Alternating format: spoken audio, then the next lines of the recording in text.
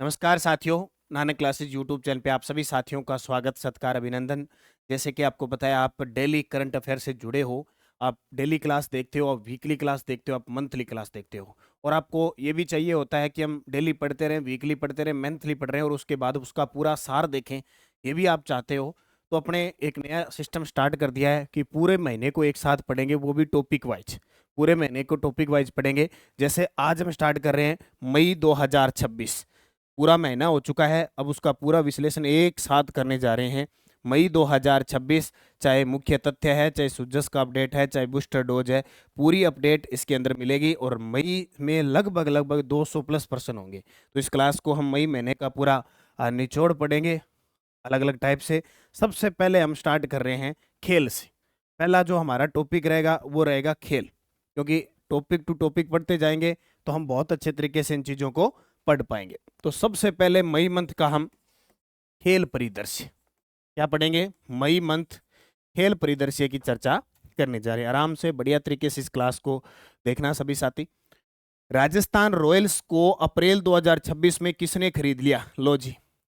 और आईपीएल में खूब नजारे लिए अपने राजस्थान रॉयल्स के, क्योंकि आईपीएल के अंदर एक गजब का खिलाड़ी था, मात्र 15 साल का खिलाड़ी, जिसने छक्कों की धूम मचा दी, है ना। बड़े छक्के लगाए, छक्के पे छक्के। तब तक वो खेलता, तब तक इंटरेस्ट इतना आता कि कुछ करने को जी नहीं करता था। लेकिन हम सेमीफाइनल में हार गए, है ना। तो राजस्थान रॉयल्स को अप्रैल 2026 में किसने खरीदा? तो लक्ष्मी निवास मित्तल, आदित्य मित्तल और आधार पूनावाला है, उनके द्वारा खरीदा जाता है। यानी आईपीएल के बीच में ही इसको खरीद लिया जाता है। तो ये जब तस्वीर देखते हैं तो ये है लक्ष्मी निवास मित्तल, जिनके द्वारा इसको खरीदा गया। और ये दमदार जो अभी भारतीय टीम में भी शामिल हो चुका है। कितने साल का भारतीय टीम में शामिल हुआ है? 15 साल 70 दिन का। 15 साल 70 दिन का भारतीय टीम में शामिल हो गया। ये आपको याद रखना। एक तो भारतीय टीम में शामिल। इससे पहले सचिन तेंदुलकर का रिकॉर्ड था 16 साल कुछ। ये सबसे युवा खिलाड़ी बन गए भारत के, जिन्हें भारतीय टीम में शामिल किया गया है। 15 साल 70 दिन। आगामी जो इंग्लैंड वगैरह जो भी सीरीज होगी उनके अंदर ये खेल रहे हैं। देखो, Rajasthan Royals ownership deal IPL 2026। Rajasthan Royals की ओनरशिप में बड़ा बदलाव हुआ। जो मित्तल परिवार है, लक्ष्मी निवास मित्तल, आदित्य मित्तल और आधार पूनावाला ने मिलकर इस टीम को खरीदा। डील वैल्यू लगभग 1.65 बिलियन यूएसडी यानी 15,600 करोड़ आईपीएल इतिहास की सबसे बड़ी डील में शामिल है। इससे पहले कार्ल सोमानी के कंसोर्टियम ने 1.63 बिलियन यूएसडी की बोली लगाई थी। यानी आईपीएल के बीच चलते चलते में ही क्या पलट गई। देखो, कार्ल सोमानी से ये किसके पास चली गई? मित्तल परिवार के पास चली गई। तो इसको आप जरूर याद रखना। अगर एक क्वेश्चन बने कि राजस्थान रॉयल्स सेमीफाइनल में हार जाती है, सेमीफाइनल हार जाती है, किससे हारती है? तो गुजरात से। ये थोड़ा सा आपको याद रखना है।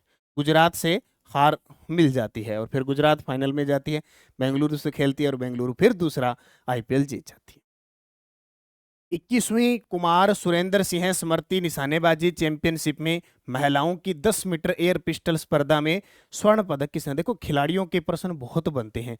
राज्य स्तरीय, सब जूनियर, जूनियर, राष्ट्रीय स्तरीय, अंतर्राष्ट्रीय, इतने बनते हैं, मुख्य मुख्य पढ़े जाते हैं। फिर भी आपको हर हर किसी भी परीक्षा में एक आधा खेल खिलाड़ी का प्रश्न ऐसा मिल जाएगा जो आपने कभी नहीं पढ़ा है। क्योंकि जो आ गया अपडेट, न्यूज में आ गया, सोशल मीडिया और आ गया, वो अपडेट रहता है। कई बार ऐसा होता है जिसका कोई जिक्र नहीं होता है, वो एग्जामिनर दे देता है। ठीक है। तो 21वीं कुमार सुरेंद्र सिंह स्मृति निशानेबाजी चैंपियनशिप में महिलाओं की 10 मीटर एयर पिस्टल स्पर्धा में स्वर्ण पदक जीता। तस्वीर आपके सामने, अंजलि शेखावत। किसके द्वारा? अंजलि शेखावत के द्वारा जीता जाता है। तो अंजलि शेखावत ने महिलाओं की 10 मीटर एयर पिस्टल स्पर्धा में 240.5 के स्कोर के साथ स्वर्ण पदक जीता। हरियाणा की कनक 238 के साथ रजत पदक जीता। अभी फर्स्ट ग्रेड में प्रश्न आया अनुया प्रसाद। ये प्रश्न बहुत बार है, कई प्रश्न कॉमन सेंस से हो जाते हैं। अनुया प्रसाद है, ये 10 मीटर एयर पिस्टल की है। ठीक है, 10 मीटर एयर पिस्टल की खिलाड़ी है। फर्स्ट ग्रेड में ये प्रश्न आया कि अनुया प्रसाद ये डेफ खिलाड़ी है, इन्होंने एक पदक जीता था। ठीक है, एक इस शूटिंग में पदक जीता था, इधर मोहाली में पदक जीता। अब वो आज तक अपने कहीं अपडेट में नहीं पड़ा था, लेकिन हमने इतना बहुत बार पढ़ रखा है कि अनुया प्रसाद 10 मीटर एयर पिस्टल में खेलती है। 10 मीटर एयर पिस्टल में खेलती है। तो हम बहुत सारी चीज़ों का अनुमान लगा सकते हैं भी, हाँ ये चीज़ है। जैसे नीति आयोग की कभी बैठक होती है तो उसकी अध्यक्षता प्रधानमंत्री करते हैं और राज्यों में मुख्यमंत्री भाग लेता है। राज्य के अंदर राजस्थान फाउंडेशन की बैठक होगी तो मुख्य सचिव अध्यक्षता करता है। कई पर्सन ऐसे हैं जो हमें कॉमन सेंस से करने पड़ते हैं। पंचकुला में आयोजित जर्नलिस्ट प्रीमियर लीग के पहले संस्करण का खिताब किस टीम ने जीत लिया? तो पहला संस्करण हुआ और पहला खिताब अपने राजस्थान ने जीत लिया, इसलिए हमारे लिए इंपॉर्टेंट है, हो गया। जर्नलिस्ट प्रीमियर लीग के पहले संस्करण में राजस्थान ने हिमाचल को 7 विकेट से हरा दिया। किसको? हिमाचल प्रदेश को 7 विकेट से हरा दिया। प्रतियोगिता का आयोजन journalist welfare trust United press club द्वारा पंचकुला में किया गया और राजस्थान टीम के जो कप्तान थे वो मुकेश मीणा रहे। कौन रहे? मुकेश मीणा कप्तान रहे। Satish Kumawat man of the match और मैन ऑफ द सीरीज चुने गए। जो सतीश कुमावत है वो मैन ऑफ द मैच और मैन ऑफ द सीरीज चुने गए। 45वीं sub junior state shooting ball championship under 17 में पुरुष और महिला दोनों वर्गों का खिताब किसने जीता? 45वीं सब जूनियर, अब देखो ऐसे प्रश्न है पेपर में। अब 45वीं sub junior state shooting ball championship, चाहे वो पुरुष वर्ग है चाहे महिला वर्ग, दोनों का खिताब किसने जीता? अंडर 17 जयपुर ने जीता। ये देखो एकदम अपडेट, जो अच्छे तरीके से न्यूज बन जाती है वो आराम से क्वेश्चन बन जाता है। सब junior state shooting ball championship Jaipur के बॉयज और गर्ल्स ने क्या जीता? गोल्ड जीता। ठीक है, याद रखना इसके अंदर, और ज्यादा कुछ नई बात नहीं है। इसका आयोजन कहां हुआ था? जोधपुर के अंदर। नई दिल्ली में आयोजित national championship pin bowling unified 2026 में राजस्थान के खिलाड़ियों ने कौन सा पदक जीता? अब टॉपिक वाइज हम इसको पढ़ रहे हैं तो आराम से हम हर एक चीज उसी पर माइंड अपना कन्वर्टेशन हो जाता है भी। हाँ ठीक है। तो नई दिल्ली में आयोजित national championship pin bowling fight, पिलिंग बॉलिंग, देखो दिव्यांग जो खिलाड़ी है अलग इसमें खिलाड़ी होते हैं। तो अब इस प्रकार का प्रश्न बिल्कुल बौद्धिक संपदा से ही खिलाड़ियों से संबंधित है और दिमाग बहुत कम लगाते हैं, ऐसा प्रश्न हम क्या छोड़ देते हैं। तो बॉलिंग यूनिफाइड 2026 में राजस्थान ने कांस्य पदक जीता। तो इसका आयोजन 20 से 24 अप्रैल 2026 को नई दिल्ली में हुआ था। जोधपुर के बौद्धिक दिव्यांग खिलाड़ियों ने इसमें क्या जीता? कांस्य पदक जीता। इसमें खिलाड़ी जैसे मधु असेरी, अनिस पारिक, गौरी असेरी और रुद्रांश पारिक। अब आपको किस तरह से पढ़े? अभी प्रश्न आया, इंडोनेशिया चैंपियनशिप हुई, उसमें राजस्थान की कौन सी खिलाड़ी शामिल थी? हर्षिता स्वामी। ऐसे प्रश्न आता है। उपलब्धि का बात करें तो उपलब्धि यही है कि आपको इतना याद रखना है, कांस्य पदक जीता। कौन सा? कांस्य। वो खिलाड़ी मैंने आपको बता दिए, अनीसा पारिक, स्पेशल खिलाड़ी गौरी असेरी और मधु असेरी। इन खिलाड़ियों रुद्राक्ष पारिक ने क्या जीता? ब्रॉन्ज मेडल जीता। खेलो इंडिया महिला राष्ट्रीय ट्रैक साइकिलिंग लीग में राजस्थान की मंजू चौधरी ने कितने पदक जीते? खेलो इंडिया महिला राष्ट्रीय ट्रैक साइकिलिंग लीग है, उसमें राजस्थान की मंजू चौधरी ने कितने पदक जीते? अब इस प्रश्न को आप पढ़ो। अभी मैं आपको बताता हूँ, फर्स्ट ग्रेड में एक प्रश्न आया। किसका? फर्स्ट ग्रेड में एक प्रश्न आया रजत चौहान का। रजत चौहान ने जो एशियन तीरंदाजी हुई थी, एशियन तीरंदाजी चैंपियनशिप हुई, उसके अंदर एक स्वर्ण और एक कांस्य जीता। एक स्वर्ण और एक कांस्य पदक जीता। तो सेम उससे मिलता जुलता ये प्रश्न है। ठीक है, खेलो इंडिया महिला राष्ट्रीय ट्रैक साइकिलिंग लीग में राजस्थान की मंजू चौधरी ने, इन्होंने एक स्वर्ण और एक कांस्य जीता, क्योंकि मिलता जुलता प्रश्न आया। रजत चौहान तीरंदाज है, एशियन तीरंदाजी चैंपियनशिप में एक स्वर्ण एक कांस्य। ये फर्स्ट ग्रेड के अंदर अभी ताजा 4 पेपर हुए हैं फर्स्ट ग्रेड के, उसके अंदर पूछा गया। तो ये खेलो इंडिया महिला राष्ट्रीय track cycling league Rudrapur Uttarakhand में आयोजित हुई। बालोतरा की है मंजू चौधरी, एक स्वर्ण और एक कांस्य पदक जीता। इससे पहले मंजू ने जो खेलो इंडिया यूथ गेम हुए थे 2025 के अंदर बिहार में, उसमें भी क्या जीता था? स्वर्ण पदक जीता था। Okay. Rajasthan cricket association RCA ने क्रिकेट विकास और प्रशिक्षण के लिए किस देश के साथ समझौता किया है? अपना राजस्थान क्रिकेट एसोसिएशन है, हालांकि बड़ी खराब हालत है अभी राजस्थान क्रिकेट एसोसिएशन की, राजस्थान क्रिकेट संघ की। ना कोई अध्यक्ष बन पा रहा है, ना कोई जिला स्तर के जो क्रिकेट संघ है उनमें तालमेल बिठा पा रहा है, काफ़ी समय से अस्त व्यस्त है। तो अभी क्रिकेट विकास और प्रशिक्षण के लिए किस देश के साथ समझौता किया है? डेनमार्क के साथ। किसके? डेनमार्क के साथ समझौता किया है कि खिलाड़ियों का आदान प्रदान होगा, प्रशिक्षण होगा, क्रिकेट विकास होगा। राजस्थान की अंडर 19 पुरुष और महिला टीम प्रशिक्षण के लिए डेनमार्क जाएगी। समझौता जयपुर में डेनमार्क के राजदूत रासमस बिलगार्ड स्टेटमेंट की उपस्थिति में हुआ। अब इससे संबंधित मैं आपको बता देता हूँ, फर्स्ट ग्रेड में अभी प्रश्न आया, देखो ताजा ताजा है तो याद रह जाते हैं। राजीविका ने किसके साथ समझौता किया है? प्रधान के साथ। ये प्रश्न फर्स्ट ग्रेड ग्रुप डी के जो पीटीआई कोच है उसमें है कि राजीविका ने, अभी क्यों राजीविका का काम समय सहायता समूह के माध्यम से रोजगार देना, स्वरोजगार उपलब्ध करवाना है, तो उसने हाल ही में प्रधान के साथ समझौता किया है। ये प्रश्न पेपर में आया है। समझौते की जब भी बात आई है, अभी जल संसाधन को लेकर, अगर जल संसाधन को लेकर जल के मामले में वाटर समझौता हुआ है भारत और ऑस्ट्रेलिया के बीच, भारत और ऑस्ट्रेलिया के बीच समझौता हुआ है। ये भी आपको याद रखना, भारत और ऑस्ट्रेलिया के बीच राजीविका और प्रधान ने सब रोजगार वगैरह समय सहायता समूह के लिए प्रधान के साथ समझौता किया है, तो ये आपको याद रखना है। कोलकाता में आयोजित IGU Paschim Bengal ladies and junior girls school golf championship किसने जीती? तो चैंपियनशिप किसने जीती? नाम है ओजस्विनी सारस्वत। अब पेपर में कभी भी आ जाए ओजस्विनी सारस्वत किसकी खिलाड़ी है? गोल्फ की। गोल्फ की, ठीक है, किसकी खिलाड़ी? गोल्फ की। एक खिलाड़ी याद रखना, पद्मनाभ शर्मा। पद्मनाभ शर्मा जयपुर के हैं, पोलो के खिलाड़ी हैं।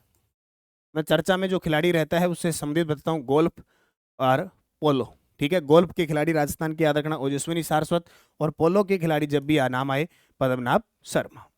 तो ओजस्विनी सारस्वत गोल्फ की खिलाड़ी है, अपना 11वां अंतर्राष्ट्रीय खिताब जीता इन्होंने, 11वां अंतर्राष्ट्रीय खिताब जीता।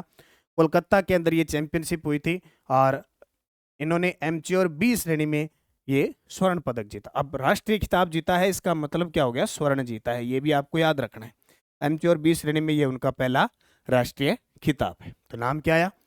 कोलकाता के अंदर ये चैंपियनशिप जीती है ओजस्विनी सारस्वत ने, ठीक है, ओके। उज्बेकिस्तान के ताशकंद में आयोजित जूनियर एशियन बॉक्सिंग चैंपियनशिप में स्वर्ण पदक कितने जीता? वेरी वेरी इंपॉर्टेंट प्रश्न है। उज्बेकिस्तान के ताशकंद में आयोजित, ये वही ताशकंद है जहां हमारे देश के प्रधानमंत्री लाल बहादुर शास्त्री का निधन हुआ था। आयोजित जूनियर एशियन बॉक्सिंग चैंपियनशिप में स्वर्ण पदक जीते यश कुमार। किसने? यश फैला दिया, यश कुमार। यश कुमार भरतपुर के हैं, बॉक्सर हैं। यश कुमार भरतपुर के हैं, बॉक्सर के। जब भी भरतपुर का नाम आए, एक हर्ष कुमार, हर्ष चौधरी भी जोधपुर के हैं, वो भी बॉक्सर हैं। हर्ष चौधरी भी बॉक्सर हैं। एक जो भरतपुर की बात आए तो इनका नाम याद रखना, कार्तिक शर्मा। कार्तिक शर्मा ये क्रिकेटर हैं, ये भी भरतपुर के हैं। और एक और नाम याद रखना, भरतपुर के हैं, रुद्रांश खंडेलवाल। रुद्रांश खंडेलवाल, ये रुद्रांश खंडेलवाल पेरा निशानेबाज हैं, पेरा निशानेबाज। ये मैंने भरतपुर के खिलाड़ी बता दिए। और ऐसा नहीं है कि आप सोचते हो गुरुजी कभी जयपुर आता है कभी भरतपुर आ जाता है। लगभग क्या है, अपने राजस्थान के अंदर जो खिलाड़ी है ना, मूल जिला, उसके बाद में प्रशिक्षण लेने के लिए जयपुर जाते हैं, वहीं बस जाते हैं, या सब 5-7 सालों से क्या है जयपुर रहते हैं, तो उनका नाम जयपुर में लिखा जाता है। और कई बार भरतपुर है, सिक्कर है, हम पढ़ते हैं, बहुत बार ऐसा होता है कि सर सिक्कर की है यार, आप जयपुर बता रहे हो, बहुत बार कंफ्यूज होता है, तो थोड़ा सा वो ध्यान रखा करो। लगभग बहुत बार जयपुर में आता है, कई खिलाड़ियों का नाम इसमें जयपुर में आ जाएगा, तो मुख्य मैंने बता दिया भी ये भरतपुर से है। यश कुमार ने 14 वर्ष की आयु में junior Asian boxing championship Tashkent Uzbekistan में 33 किलो भार वर्ग में गोल्ड जीता। क्या जीता? गोल्ड जीता। फाइनल में कजाकिस्तान के सायत राखिम बेरदी को 4-1 से हराया। जूनियर एशियन बॉक्सिंग चैंपियनशिप में गोल्ड जीतने वाली राजस्थान की पहली बॉक्सर बने, राजस्थान के पहले बॉक्सर बने, तो ये आपको याद रखना है। फिर आता है चीन के संघाई में आयोजित आयरन मैन 70.3 प्रतियोगिता सफलतापूर्वक पूरी करने वाले जयपुर के एंड्योरेंस एथलीट कौन बने हैं? आशीष बड़गोती। कौन बने हैं? आशीष बड़गोती। बस इतना याद रखना। 70.3 प्रतियोगिता 17 मई को हुई थी, 6 घंटे 39 मिनट में पूरी की। अब इन्होंने आयरन मैन 70.3 में 1.9 किलोमीटर तो ये तैराकी में, 90 किलोमीटर ये साइकिलिंग चले और 21.1 किलोमीटर दौड़ शामिल थी। अब 70.3 का मतलब 70.3 किलोमीटर नहीं, यानी 70 साल से अधिक उम्र के हिसाब से ये प्रतियोगिता हुई थी और अपने आप में बहुत मुश्किल थी। देखो तैराकी भी है, साइकिलिंग भी है और फिर अलग से 21 किलोमीटर दौड़ भी शामिल है। तो एक दिन ट्राई कर लो, 2 किलोमीटर तैर जाओ पहले, फिर 90 किलोमीटर साइकिल से चाल जाओ, ठीक है, और 21 किलोमीटर दौड़ करो। अब थोड़ा ही कर लो, आप 501 मीटर तैर लो, और 20 एक किलोमीटर साइकिल से चल लो और 10 एक किलोमीटर दौड़ लो, एहसास हो जाएगा कि कितनी टफ प्रतियोगिता होती है। Rajasthan target Olympic podium scheme के तहत राजस्थान सेंटर ऑफ एक्सीलेंस कहाँ स्थापित किया जाएगा? Rajasthan target Olympic podium scheme के तहत राजस्थान सेंटर ऑफ एक्सीलेंस यानी स्पोर्ट्स उत्कृष्टता केंद्र कहाँ स्थापित किया जाएगा? जयपुर के अंदर। कहाँ? जयपुर में। अभी पूरा मिशन मोड पे काम कर रहे हैं।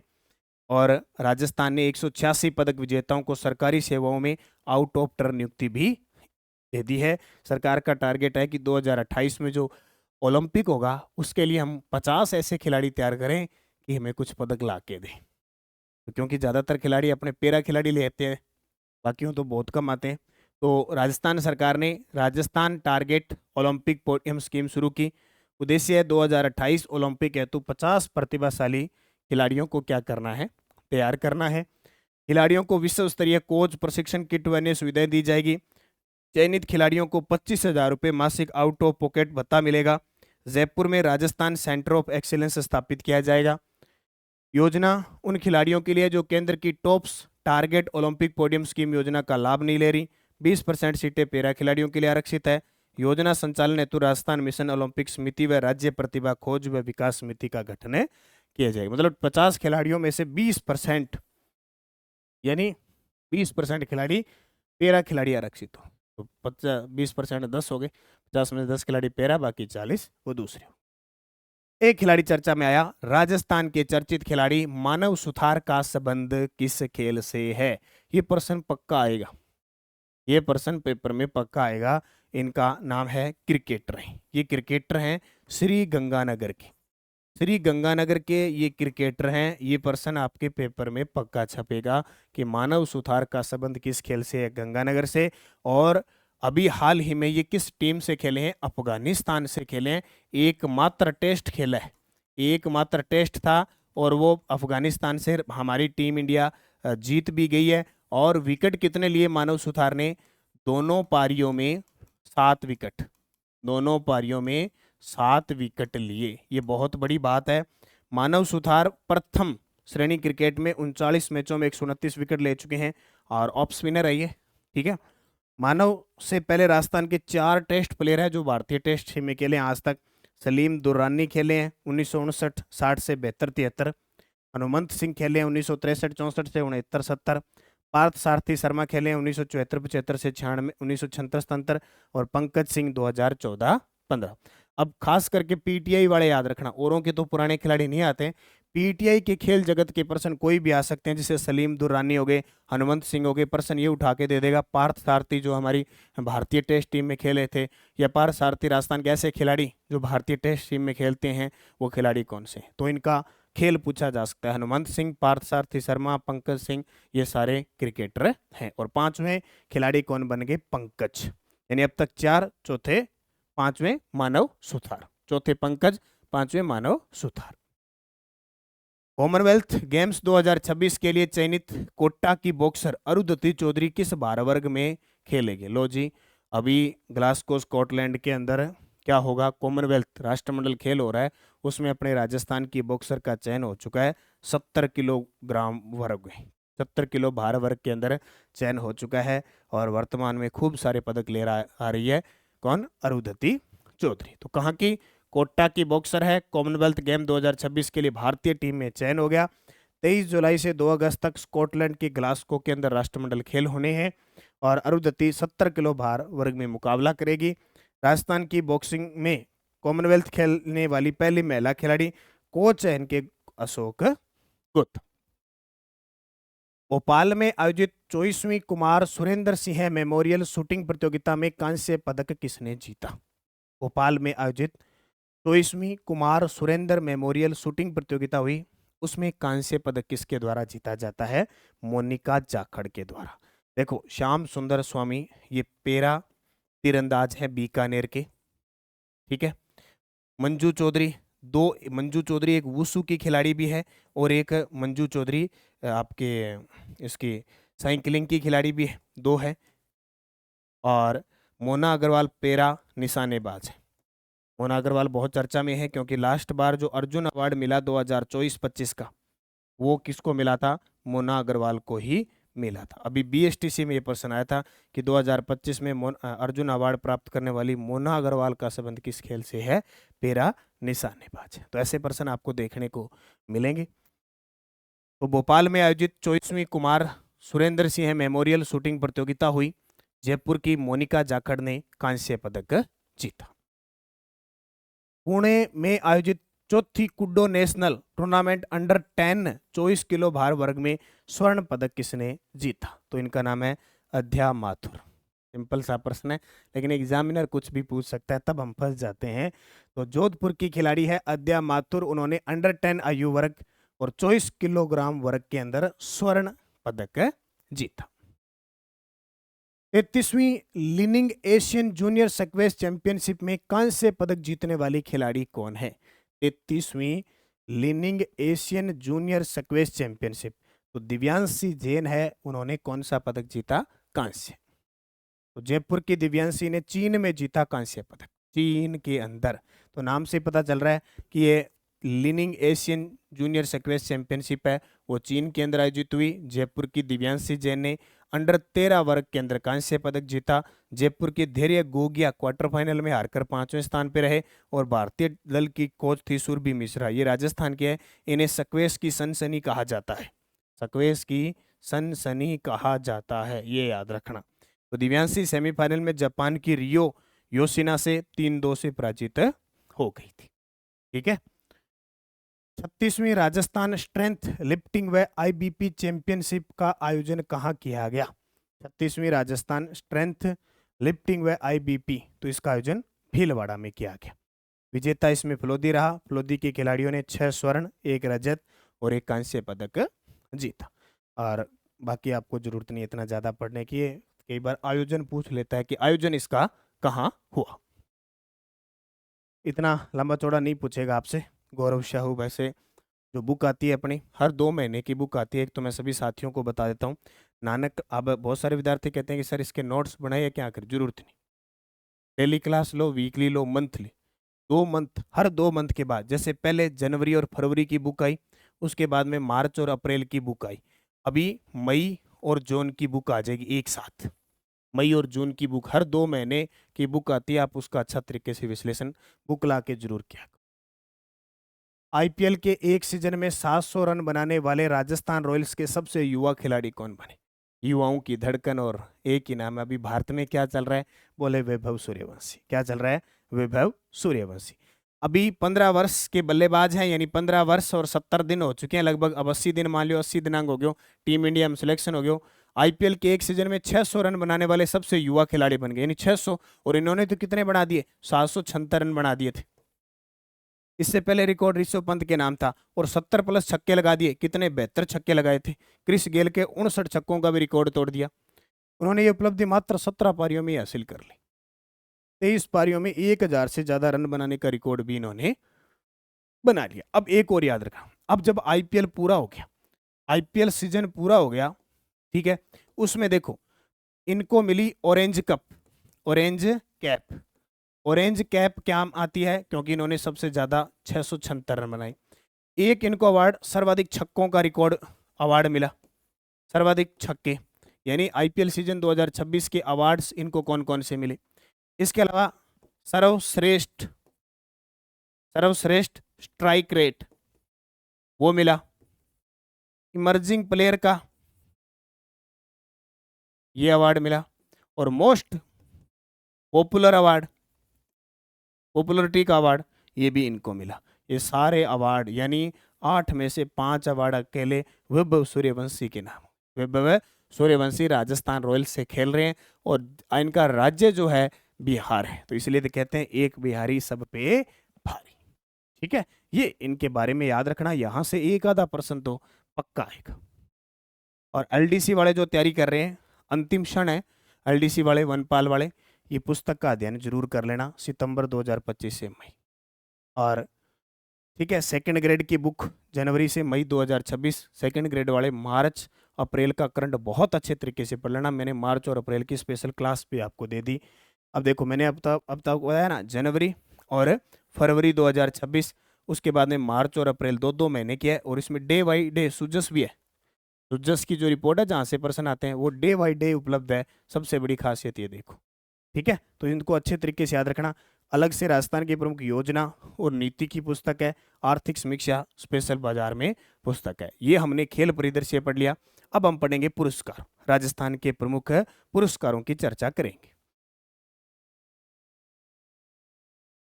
देखिए, अब हम चर्चा पुरस्कार। राजस्थान के प्रमुख पुरस्कार कौन कौन से पुरस्कार प्रदान किए गए मई महीने के अंदर, वो है 8वें पोषण पखवाड़ा 2026 में राजस्थान ने राष्ट्रीय स्तर पर कौन सा स्थान प्राप्त किया। ये समझ लो कि आपको पेपर में प्रश्न पूछा ही पूछा जाएगा, क्योंकि हाल ही में अभी न्यूट्रिशन डैशबोर्ड वाला जो प्रश्न आया है, जो सांख्यिकी मंत्रालय का था, किसका, सांख्यिकी मंत्रालय का था, उसमें राजस्थान को अवार्ड मिला है। ये अभी फर्स्ट ग्रेड के अंदर जो पीटीआई कोच का पेपर हुआ है ना, उसके अंदर प्रश्न पूछा गया। एक फर्स्ट ग्रेड में ये प्रश्न आया, वो डायमंड अवार्ड मिला था अभी। डायमंड अवार्ड किसको, जो गैस सिटी लिमिटेड है उसको मिला। तो एक तो ये प्रश्न आ गया, एक ये प्रश्न आ गया। अब ये प्रश्न आएगा आगे, ये प्रश्न आएगा 8वें पोषण पखवाड़ा 2026 में राजस्थान ने राष्ट्रीय स्तर पर प्रथम स्थान हासिल किया। राजस्थान को अष्टम पोषण पखवाड़ा में मिला एक बार पुनः पहला स्थान। अब देखो डिटेल। पोषण पखवाड़ा 2026 जो 9 अप्रैल से 23 अप्रैल को चला था, राजस्थान को राष्ट्रीय स्तर पर फिर से पहला स्थान मिला है, और इसका आयोजन भारत सरकार का महिला व बाल विकास मंत्रालय ने किया था। इसके आयोजनकर्ता कौन थे, भारत सरकार के महिला व बाल विकास मंत्री। थीम थी जीवन के पहले 6 वर्षों में मस्तिष्क के विकास को अधिकतम करना। Very very important. आपको पता है छोटे बच्चे जो 6 साल तक, 7 साल तक, 6 साल तक है, उनको बिना किसी टेंशन के मस्ती से खेल खेल में पढ़ाया जाए, खेल खेल में रखा जाए। प्रमुख उपलब्धियां कुल 41 जिलों के अंदर था। आंगनवाड़ी के अंदर 62,139 गतिविधियां, 45,37,229, 112% की वृद्धि, देश में सर्वाधिक गतिविधियां आयोजित। तो पूरे देश के अंदर राजस्थान फर्स्ट स्थान पे रहा, जबकि राजस्थान में 41 जिलों में राजस्थान में प्रथम जोधपुर जिला रहा। इन गतिविधियों को संचालन करने में राजस्थान है वो फर्स्ट स्थान पे तो रहता है, लेकिन 41 जिलों में जोधपुर जिला है वो टॉप पे रहता है। इसको भी याद रखना, ठीक है। तो याद रखना। दूसरा प्रश्न देखो आपके लिए इंपॉर्टेंट। पंजाब सरकार द्वारा राजस्थान के किस लेखक को भारत विभूषण सम्मान 2026 से सम्मानित किया गया। तो इसका उत्तर आएगा नरेश राघानी मधुकर को। ये अजमेर के वरिष्ठ पत्रकार और लेखक हैं। भारत विभूषण सम्मान, ये वो नहीं है विभूषण पद्मश्री वाला, वो नहीं है पद्म पुरस्कार वाला। पंजाब विधानसभा में भव्य समारोह का आयोजन हुआ, वहां दिया गया। यह सम्मान उनकी साइंस फिक्शन पुस्तक चिरंजीवी भव के लिए दिया गया। इसके लिए चिरंजीवी भव। निम्न कथनों पर विचार करो, क्योंकि हम पुरस्कार पढ़ रहे हैं तो पुरस्कार से संबंधित ही बातें हो रही हैं। पोकरमल राजरानी गोयल स्मृति राजस्थानी कथा साहित्य पुरस्कार 2026 का आयोजन मुक्ति संस्था बीकानेर द्वारा किया गया। भंवरलाल भरमर को उनकी कृति उपरलो पासों के लिए सम्मानित किया गया। अब भंवरा होता है वो ऊपर मंडराता रहता है, जब तक मंडराता रहता है उपरलो पासों कभी को नहीं आवा। संतोष चौधरी को कायारी कल जल के लिए सम्मानित किया गया। अब संतोष कब होगा, जब काया अच्छी रहेगी, और काया में कल जल रहेगी, हलचल रहेगी, पैसा कितना ही हो, काम कितना ही हो, अगर काया सुरक्षित नहीं है, तन सुरक्षित नहीं है, तो संतोष नहीं है ना। तो संतोष चौधरी याद रखियो, तीनों का तीनों सही है। तो ये देखो दोनों पुरस्कार मिला, एक तो भंवरलाल जी ने, एक संतोष चौधरी ने। तो याद रखना है भंवरलाल जी भरमर उपरलो पासो और संतोष चौधरी कायारी कलचल। किसो सम्मान 5वां पोकरमल राजरानी गोयल स्मृति राजस्थानी कथा साहित्य पुरस्कार और मुक्ति संस्था बीकानेर द्वारा वो प्रदान करो जाए। इनमें 11,000 रुपया प्रत्येक ने दी है। तो वो याद रखियो, इंपॉर्टेंट है ऐसा प्रश्न। अपनी राजस्थानी भाषा ने आगे बढ़ाने खातर, आगे संविधान की सूची में शामिल करने खातर, हालांकि सुप्रीम कोर्ट भी कह दियो इतने राजस्थान के स्कूलों के अंदर राजस्थानी भाषा पढ़ाओ। ऋषि नारद जयंती और पत्रकार सम्मान समारोह में मीडिया श्रेणी में किन्हें सम्मानित किया गया। मीडिया श्रेणी में तो इलेक्ट्रॉनिक मीडिया सम्मान लखवीर सिंह शेखावत को, डिजिटल मीडिया सम्मान रामगोपाल जाट को, और प्रिंट मीडिया सम्मान मदन कलाल को दिया गया। उपयुक्त सभी। ये देखो सम्मानित एक मंच है जहाँ इसका उद्घाटन किया गया और ये नारद जी, नारायण नारायण। नारद जी को जानते हो, नारद जी क्या क्या काम करते थे, उसी के अकॉर्डिंग मीडिया का काम होता है। मुख्य अतिथि विधानसभा अध्यक्ष doctor Vasudev Devnani, electronic media सम्मान लखवीर सिंह, डिजिटल मीडिया रामगोपाल जाट और प्रिंट मीडिया मदन कलाल को प्रदान किया गया। राजस्थान में ब्रह्मगुप्त पुरस्कार किस श्रेणी में उत्कृष्ट योगदान देने वालों को प्रदान किया जाएगा? लो जी, राष्ट्रीय प्रौद्योगिकी दिवस पर मुख्यमंत्री ने घोषणा की थी कि हम राजस्थान के अंदर जो विज्ञान, गणित, नवाचार और अनुसंधान करने वाले जो वैज्ञानिक होंगे, जो युवा होंगे, उन्हें हम ये पुरस्कार देंगे। तो इसकी शुरुआत ब्रह्मगुप्त पुरस्कार के नाम से होगी। जो विज्ञान, गणित, नवाचार, अनुसंधान क्षेत्र में योगदान देगा, तो वो प्रतिभाशाली व्यक्ति, वैज्ञानिक, विद्यार्थी कोई भी हो सकता है, जो योग्य होगा उन्हें दिया जाएगा। जब ब्रह्मगुप्त की बात आती है तो महान गणितज्ञ व खगोल शास्त्री थे जिनका जन्म 7वीं शताब्दी भीनमाल जालौर में हुआ। नीति आयोग की report school education system in India में किस राज्य को 1 से 12वीं तक एकीकृत शिक्षा के लिए अग्रणी बताया? वेरी वेरी इंपॉर्टेंट है, ये प्रश्न आपको पक्के देखने को मिलेंगे। ये क्या कह रहा है? नीति आयोग की report school education system in India में किस राज्य को 1 से 12वीं तक एकीकृत शिक्षा के लिए अग्रणी बताया गया है? एकीकृत शिक्षा के लिए अग्रणी बताया गया है राजस्थान को। मतलब क्या है कि सभी राज्यों के अंदर ऐसा है कि 1 से 5वीं अलग, 1 से 8वीं अलग, 10वीं तक अलग, 12वीं। लेकिन राजस्थान एक ऐसा राज्य है जहां 1 से 5वीं तक भी है, ठीक है, 1 से 8वीं तक भी है, 1 से 10वीं तक भी है और 1 से 12वीं तक भी है। लेकिन सबसे ज्यादा 1 से 12वीं तक है। राजस्थान में जितने 30 से 35% स्कूल 1 से 12वीं तक है, इतने भारत के किसी राज्य में नहीं है, इसलिए अग्रणी बताया है। तो राजस्थान 1 से 12वीं तक की एकीकृत शिक्षा यानी 1 से 12 तक सभी एक साथ शिक्षा प्रणाली में पूरे देश में नंबर 1 है। ठीक है, तो नीति आयोग की report school education system in India temporal analysis and policy road map for quality enhancement में राजस्थान की उपलब्धि को रेखांकित किया गया है। राजस्थान देश का एकमात्र राज्य है जहां सर्वाधिक विद्यालयों में प्राथमिक से उच्च माध्यमिक यानी 1 से 12 तक की शिक्षा एक ही परिसर में, एक ही विद्यालय में। वर्ष 2024-25 में देश के केवल 5.4% विद्यालयों में 1 से 12वीं तक एकीकृत शिक्षा प्रणाली रही है, जबकि राजस्थान में ये 35% है। बहुत बड़ी बात है पूरे देश के अंदर। ठीक है, देश का हर तीसरा 1 से 12वीं तक एकीकृत विद्यालय राजस्थान में संचालित है। प्रदेश में 27,889 विद्यालय प्राथमिक, उच्च प्राथमिक, माध्यमिक और उच्च माध्यमिक स्तर की शिक्षा एक साथ उपलब्ध करवा रहा है, यानी बार बार स्कूल बदलने की जरूरत नहीं है। World no tobacco day award 2026 में दक्षिणी पूर्वी एशिया क्षेत्र में प्रथम स्थान किसे प्राप्त हुआ है? ये प्रश्न भी 100% छपेगा, 100% छपेगा, ये देख लेना। World no tobacco day award 2026 में दक्षिणी पूर्वी एशिया क्षेत्र में प्रथम स्थान किसने हासिल किया है? ये हमारे प्यारे राजस्थान ने। यानी तंबाकू नियंत्रण कार्यक्रम में विश्व स्तर पर बात है, प्रथम सम्मान मिला है। तो देखो, राजस्थान को तंबाकू नियंत्रण में उत्कृष्ट कार्य हेतु WHO का world no tobacco day award 2026 मिला। 31 मई को मनाया जाता है विश्व तंबाकू दिवस, विश्व तंबाकू निषेध दिवस। ठीक है, दक्षिणी पूर्वी एशिया क्षेत्र में राजस्थान के चिकित्सा व स्वास्थ्य विभाग को प्रथम स्थान मिला। दक्षिणी पूर्वी एशिया के क्षेत्र में अपने राजस्थान के स्वास्थ्य विभाग को पहला स्थान, बहुत बड़ी बात है। वर्ष 2025-26 में तंबाकू नियंत्रण के उल्लेखनीय कार्यों के आधार पर यह सम्मान मिला। ब्लॉक स्तर पर 500 प्लस तंबाकू मुक्ति उपचार व परामर्श केंद्र संचालित है। सभी केंद्र जियो टैग कर डिजिटल प्लेटफॉर्म पर उपलब्ध करवाए गए हैं। सिगरेट व अन्य तंबाकू उत्पाद अधिनियम 2003 और ई सिगरेट निषेध अधिनियम 2019 के तहत प्रभावी कार्रवाई होती है। सोशल मीडिया पर तंबाकू निषेध से जुड़े 60,000 से अधिक संदेश साझा किए गए हैं।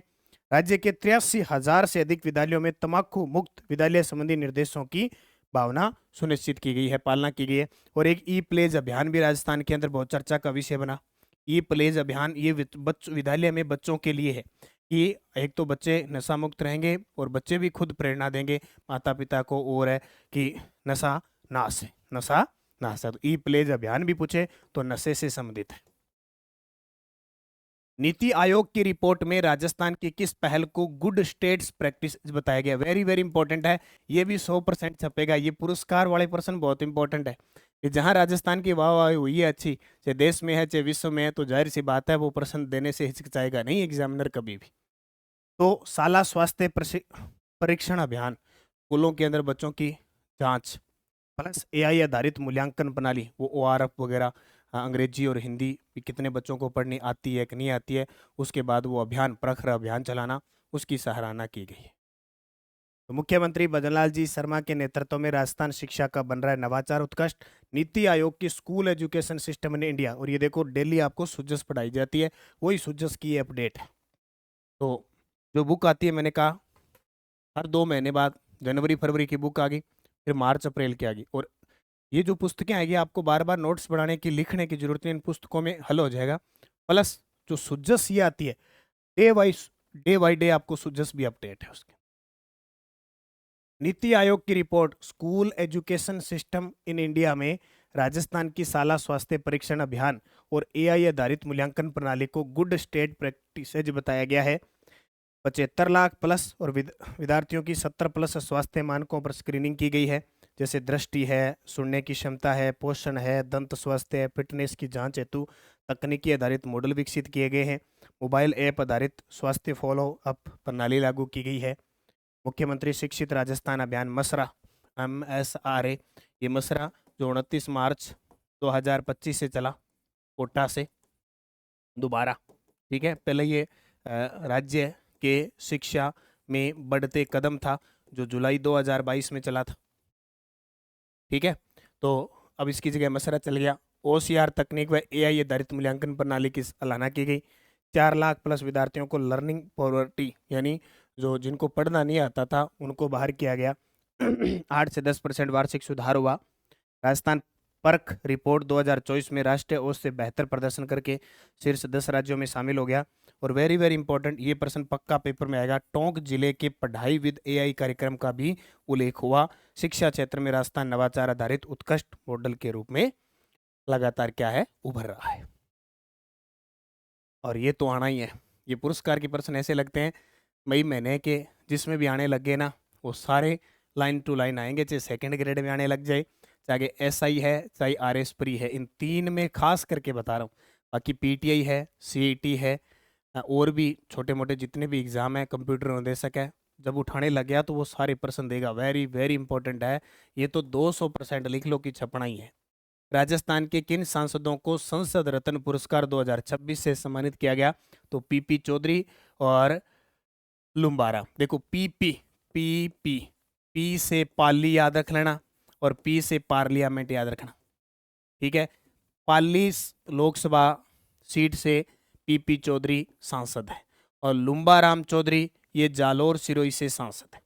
जालोर और सिरोही से MP है, मेंबर ऑफ पार्लियामेंट है, ठीक है। तो ये देखो दोनों तस्वीर, ये PP चौधरी है, ये लुम्बाराम जी। संसद रत्न पुरस्कार 2026 टोटल 12 सांसदों को और 4 संसदीय स्थायी समिति के सदस्यों को सम्मानित किया गया। आजकल ये पूछने की बजाय पहले ये पूछते हैं। संसद रत्न पुरस्कार का आयोजन प्राइम पॉइंट फाउंडेशन की द्वारा किया जाता है। शुरुआत इस पुरस्कार की 2010 में होती है। वर्ष 2026 में राजस्थान के 2 सांसद PP चौधरी पाली से और लुम्बाराम चौधरी जालोर सिरोही को चयनित किया गया। PP चौधरी चौथी बार संसद रत्न पुरस्कार मिला है। वे एक राष्ट्र एक चुनाव संयुक्त संसदीय समिति के अध्यक्ष भी हैं। एक राष्ट्र एक चुनाव संयुक्त संसदीय समिति के अध्यक्ष हैं, जबकि एक राष्ट्र एक चुनाव के वैसे अध्यक्ष किसके नेतृत्व में चल रहा है? रामनाथ जी कोविंद। 18वीं लोकसभा में इनकी बात करें तो 99% तो इनकी उपस्थिति रही है। 269 प्रश्न पूछे हैं, 47 बहसों में भागीदारी ली और 6 निजी विधेयक प्रस्तुत किए इन्होंने। सुशासन वगैरह देखो, 2015 में संसद रत्न पुरस्कार मिला, 16 में भी मिला और 25 में मिला, अब चौथी बार 2026 में मिल गया। लुम्बाराम चौधरी की बात करें तो जालोर सिरोही से सांसद हैं। उनके उत्कृष्ट संसदीय कार्य, जनहित के मुद्दों को मजबूती से उठाने और क्षेत्रीय विकास के लिए इन्हें सम्मानित किया। तो किसके लिए दिया गया ये भी पूछा जा सकता है। पद्मश्री 2026 में राजस्थान से सम्मानित व्यक्तियों के संबंध में निम्न कथनों पर विचार करो। हालांकि जनवरी महीने में हम इनको बहुत अच्छे तरीके से पढ़ चुके हैं और कम से कम 5-6 बार ये प्रश्न आ चुका है। लेकिन उस समय घोषणा थी, अब इन्हें दे दिए गए हैं, मई महीने के अंदर दे दिए गए हैं, इसलिए चर्चा में आ गए। गफरुद्दीन मेवाती, तगाराम भील और स्वामी ब्रह्मदेव जी महाराज, इन तीनों को 2026 का पद्मश्री मिला। राजस्थान की 3 हस्तियां सम्मानित। श्री गंगानगर के स्वामी ब्रह्मदेव जी, नेत्रहीन विद्यालय के संस्थापक और समाजवादी और आध्यात्मिक स्वामी ब्रह्मदेव जी, टीग के बपंग वादक गफरुद्दीन मेवाती और जैसलमेर के अलगोजा वादक तगाराम जी भील। इन तीनों को फिर याद रखना क्योंकि 1 साल तक ये प्रश्न आएंगे। कितने? 1 साल। अभी ताजा बता देता हूं, 2025 में पद्मश्री मिला था लक्ष्मणगढ़ सिक्कर के, ठीक है, बैजनाथ जी महाराज, इनका निधन हो गया। ठीक है, ये भी आपको याद रखना है। मिसेज राजस्थान 2026 के ग्रैंड फिनाले में सिल्वर और गोल्ड कैटेगरी की विजेता कौन बनी? तो सिल्वर की उमा मीणा और जो गोल्ड है वो श्वेता कंसाना। बस ज्यादा इंपॉर्टेंट नहीं है। श्वेता कंसाना को गोल्ड कैटेगरी में और उमा मीणा को सिल्वर कैटेगरी में क्या मिसेज राजस्थान 2026 का आयोजन fusion group of grand safari के सहयोग से किया गया।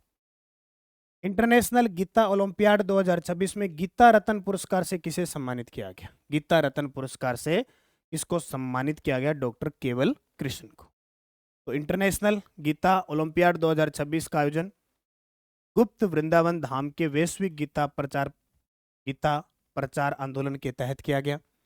प्रतियोगिता में देश विदेश के 24 राज्यों और 161 शहरों से कुल इतने प्रतिभागी, आपको मेन याद रखना है, गीता रत्न उपाधि और 51,000 रुपए जयपुर के डॉक्टर केवल कृष्ण गुप्ता को दिया गया। कोटा की यशस्वी श्रृंगी ने द्वितीय स्थान प्राप्त किया और कोटा की नेहा महावार ने तृतीय स्थान प्राप्त किया। प्रेरणा साहित्य सारस्वत सम्मान 2026 से किसे सम्मानित किया गया?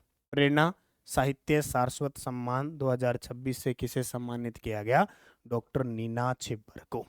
डॉक्टर नीना छिब्बर को बेंगलुरु में आयोजित मेदनी प्रेरणा साहित्यिक संस्था की तरफ से दिया गया और सम्मान गद्य विद्या में उत्कृष्ट योगदान हेतु डॉक्टर नीना छिब्बर को प्रेरणा साहित्य सारस्वत सम्मान 2026 से सम्मानित किया गया। ठीक है, ये याद रखना।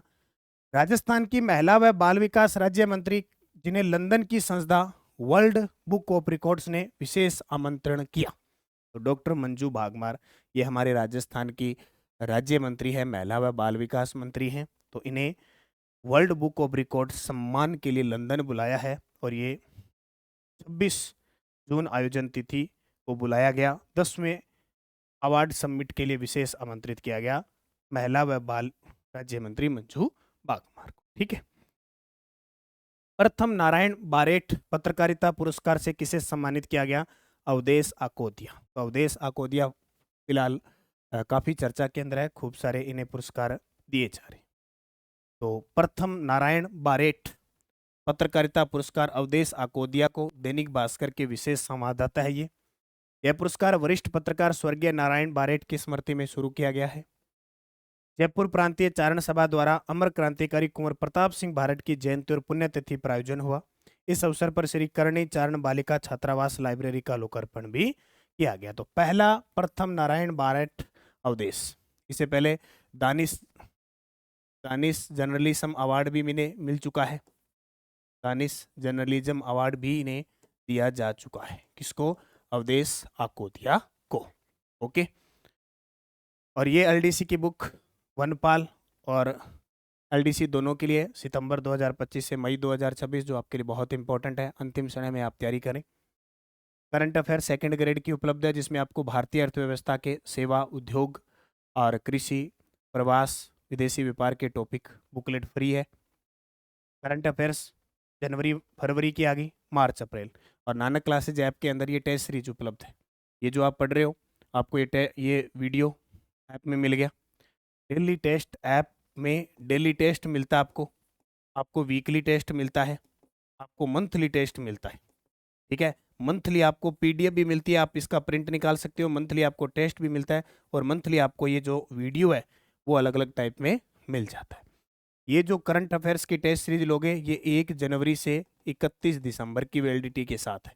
मतलब आप किसी भी महीने लो, आपको 1 जनवरी से 31 दिसंबर का करंट मिलेगा, हर साल नई उपलब्ध होती है फिर। तो आप नानक क्लासेज ऐप में जाके टेस्ट सीरीज जरूर लें, बहुत इंपॉर्टेंट है। और इसके अलावा योजना नीति की पुस्तक है, आर्थिक समीक्षा है, ये देखो, ये है नानक क्लासेज की Rajasthan current affairs all in one test series है, डेली, वीकली, मंथली, ये बहुत जरूरी है। सभी साथी 1 जनवरी से 31 दिसंबर इसका फ़ायदा उठाएं, सभी के पास होनी है, क्योंकि मैं डेली क्लास लेता हूँ तो शाम को डेली टेस्ट आ जाता है, वीकली क्लास लेता हूँ अगले दिन वीकली टेस्ट आ जाता है, मैं मंथली क्लास लेता हूँ monthly video, monthly PDF test. एक और हमारा राष्ट्रीय अंतर्राष्ट्रीय के लिए प्रताप क्लासेज चैनल है, आप ज्वाइन कर लें, सीएटी फर्स्ट ग्रेड है, कोई भी राष्ट्रीय अंतर्राष्ट्रीय जहाँ करंट आता है, एसआई की टेस्ट सीरीज चल रही है, आरएस प्री वगैरह है, सब आपको राष्ट्रीय अंतर्राष्ट्रीय करंट यहाँ सेम डेली वीकली मंथली के हिसाब से। ठीक है, तो ये ध्यान रखना। अब अपने पढ़ते हैं, पुरस्कार कंप्लीट हो चुके हैं, अब हम चर्चित जो मुख्य स्थल हैं उनकी चर्चा करेंगे, जो चर्चित राजस्थान के अंदर मई महीने में स्थल आए। तो चर्चित स्थलों की बात करें तो चर्चित स्थलों के अंदर हम देखें तो महत्वपूर्ण राजस्थान के जो मई महीने के अंदर चर्चा में रहे हैं, राजस्थान की पहली हाईटेक पार्क लाइब्रेरी विद्या कुंज कहाँ स्थापित की गई है? राजस्थान की पहली हाईटेक पार्क लाइब्रेरी है, उसका नाम है विद्या कुंज, वो कहाँ स्थापित की गई है? अलवर जिले के अंदर। कहाँ? ये तस्वीर देख सकते हो, विद्या कुंज पार्क लाइब्रेरी का लोकार्पण किया गया। यानी आप पढ़ोगे भी बहुत अच्छे तरीके से और पर्यावरण का भी आनंद लोगे, हरा भरी लाइब्रेरी होगी, सब कुछ हाईटेक। ठीक है, तो 30 अप्रैल 2026 की बात है, अलवर राजस्थान के डी ब्लॉक बुद्ध विहार में पहली हाईटेक पार्क लाइब्रेरी विद्या कुंज का शुभारंभ किया गया। हमारे जो केंद्रीय मंत्री है भूपेंद्र यादव और वन राज्य मंत्री है संजय शर्मा ने इसका क्या किया? उद्घाटन, और इसमें लगभग 5000 किताबें हैं। राजस्थान के किस जिले में कौशल भारत अंतरराष्ट्रीय केंद्र की स्थापना हेतु समझौता हुआ है? ये प्रश्न आपको पेपर में पक्का देखने को मिलेगा। यानी मोटी मोटी बात है कि राजस्थान के अंदर विदेशी संचार के लिए, भाषाओं के संचार के लिए एक विद्यालय स्थापित होगा जयपुर के अंदर। अब ये जयपुर में स्थापित करने के लिए समझौता हुआ है। ठीक है, तो सबसे पहले देखिए, विदेशी भाषा संचार कौशल कार्यक्रम जिसका आयोजन 1 मई 2026 को हुआ। राजस्थान सरकार ने English and foreign language university Hyderabad और नेशनल स्किल डेवलपमेंट कॉरपोरेशन के साथ समझौता किया। कार्यक्रम का आयोजन बिरला ऑडिटोरियम में हुआ। उद्देश्य राज्य के युवाओं को अंतर्राष्ट्रीय स्तर पर रोजगार के अवसर देना। अब इसमें जो भाषा सिखाई जाएगी वो एक तो जर्मन होगी, एक फ्रेंच होगी, एक कोरियाई होगी, एक जापानी होगी, एक स्पेनिश होगी। हिंदी, संस्कृत, इंग्लिश, पंजाबी आपको आती है। यानी आपको अगर ये जर्मन, आपने कभी, आप कहीं गए होंगे घूमने के लिए, वहाँ पर्यटक आते हैं, चाहे वो फ्रांसीसी हो, कोरियाई हो, जर्मन हो, जापानी, स्पेनिश, आपने देखे होंगे, वो इंग्लिश नहीं बोलते। आप सोचते हो कि क्योंकि हमें तो हिंदी के अलावा कोई बोलने तो इंग्लिश लगती है। अब जो फ्रेंच बोलता है वो ऐसे, आप कभी देख लेना, इतने ओट, इतने ऐसे बोलेंगे। कोरियाई है तो जापानी है, अपनी भाषा यानी अपने हिसाब से बस उनके वर्ड, जैसे अपने हिंदी में बोलते हैं क्या करता था, हम घूमने आए हैं जैसलमेर में, हम आमेर में घूमने आए हैं, हम श्री गंगानगर घूमने, हम हिंदी बोलते हैं, तो वो अपनी भाषा में ये आमेर कृष्ण, ऐसे हमें कुछ ही पता नहीं चलता है ना। तो वो भाषाएं सीखनी है, तो अब ये समझौता हो गया, सीख आना। जयपुर में कौशल भारत अंतरराष्ट्रीय केंद्र की स्थापना होगी, ये प्रश्न आपके पेपर में छप सकता है। और English and foreign language university के जनरल पत्रिका का विमोचन भी हुआ। इसके अलावा रिको व हिंदुस्तान जिंक लिमिटेड द्वारा उत्तर भारत का पहला मेगा जिंक पार्क प्रदेश में कहां बनाया जाएगा? रिको व हिंदुस्तान जिंक लिमिटेड द्वारा उत्तर भारत का पहला मेगा जिंक पार्क प्रदेश में कहां बनाया जाएगा? तो यह बनाया जाएगा कांखला भीलवाड़ा के अंदर, कांखला भीलवाड़ा के अंदर बनाया जाएगा। बस याद रखना, कई बार ये घोषणा हो चुकी है। रिको बनाएगी जो अपने उद्योग स्तर की सबसे बड़ी संस्था है, और हिंदुस्तान जिंक लिमिटेड बनाएगी। तो पहला जिंक पार्क भीलवाड़ा में कांखला में स्थापित होगा, बस इतना याद रखना। बाकी संयुक्त कमांडरों के सम्मेलन का दूसरा संस्करण 7 से 8 मई 2026 को कहां आयोजित किया गया? संयुक्त कमांडरों के सम्मेलन का दूसरा संस्करण 7 और 8 मई 2026 को जयपुर में आयोजित हुआ, और वहां हमारे जो रक्षा मंत्री हैं राजनाथ सिंह जी पहुंचते थे। तो दूसरा संस्करण हुआ, अगर फर्स्ट पूछे तो वो फर्स्ट भोपाल में हुआ था। फर्स्ट भोपाल में हुआ, सेकंड ये जयपुर के अंदर हुआ, और आयोजन में हमारे रक्षा मंत्री राजनाथ सिंह और जनरल अनिल चौहान शामिल हुए थे। और उद्देश्य साइबर युद्ध, अंतरिक्ष, अज्ञानात्मक वगैरह ये चीजें उभरते क्षेत्रों के लिए काम करना है। 9 से 10 मई 2026 को 2 दिवसीय ग्रीष्म महोत्सव 2026 का आयोजन कहाँ किया गया? तो ग्रीष्म महोत्सव 2026 का जो आयोजन है वो माउंट आबू में किया गया। देखो, एक तो ग्रीष्म महोत्सव है और एक है सर्द महोत्सव, ये दोनों ही कहाँ बनाए जाते हैं? माउंट आबू में बनाए जाते हैं। तो अब की बार 9 से 10 मई को 2 दिवसीय ग्रीष्म महोत्सव का आयोजन किया गया। ठीक है।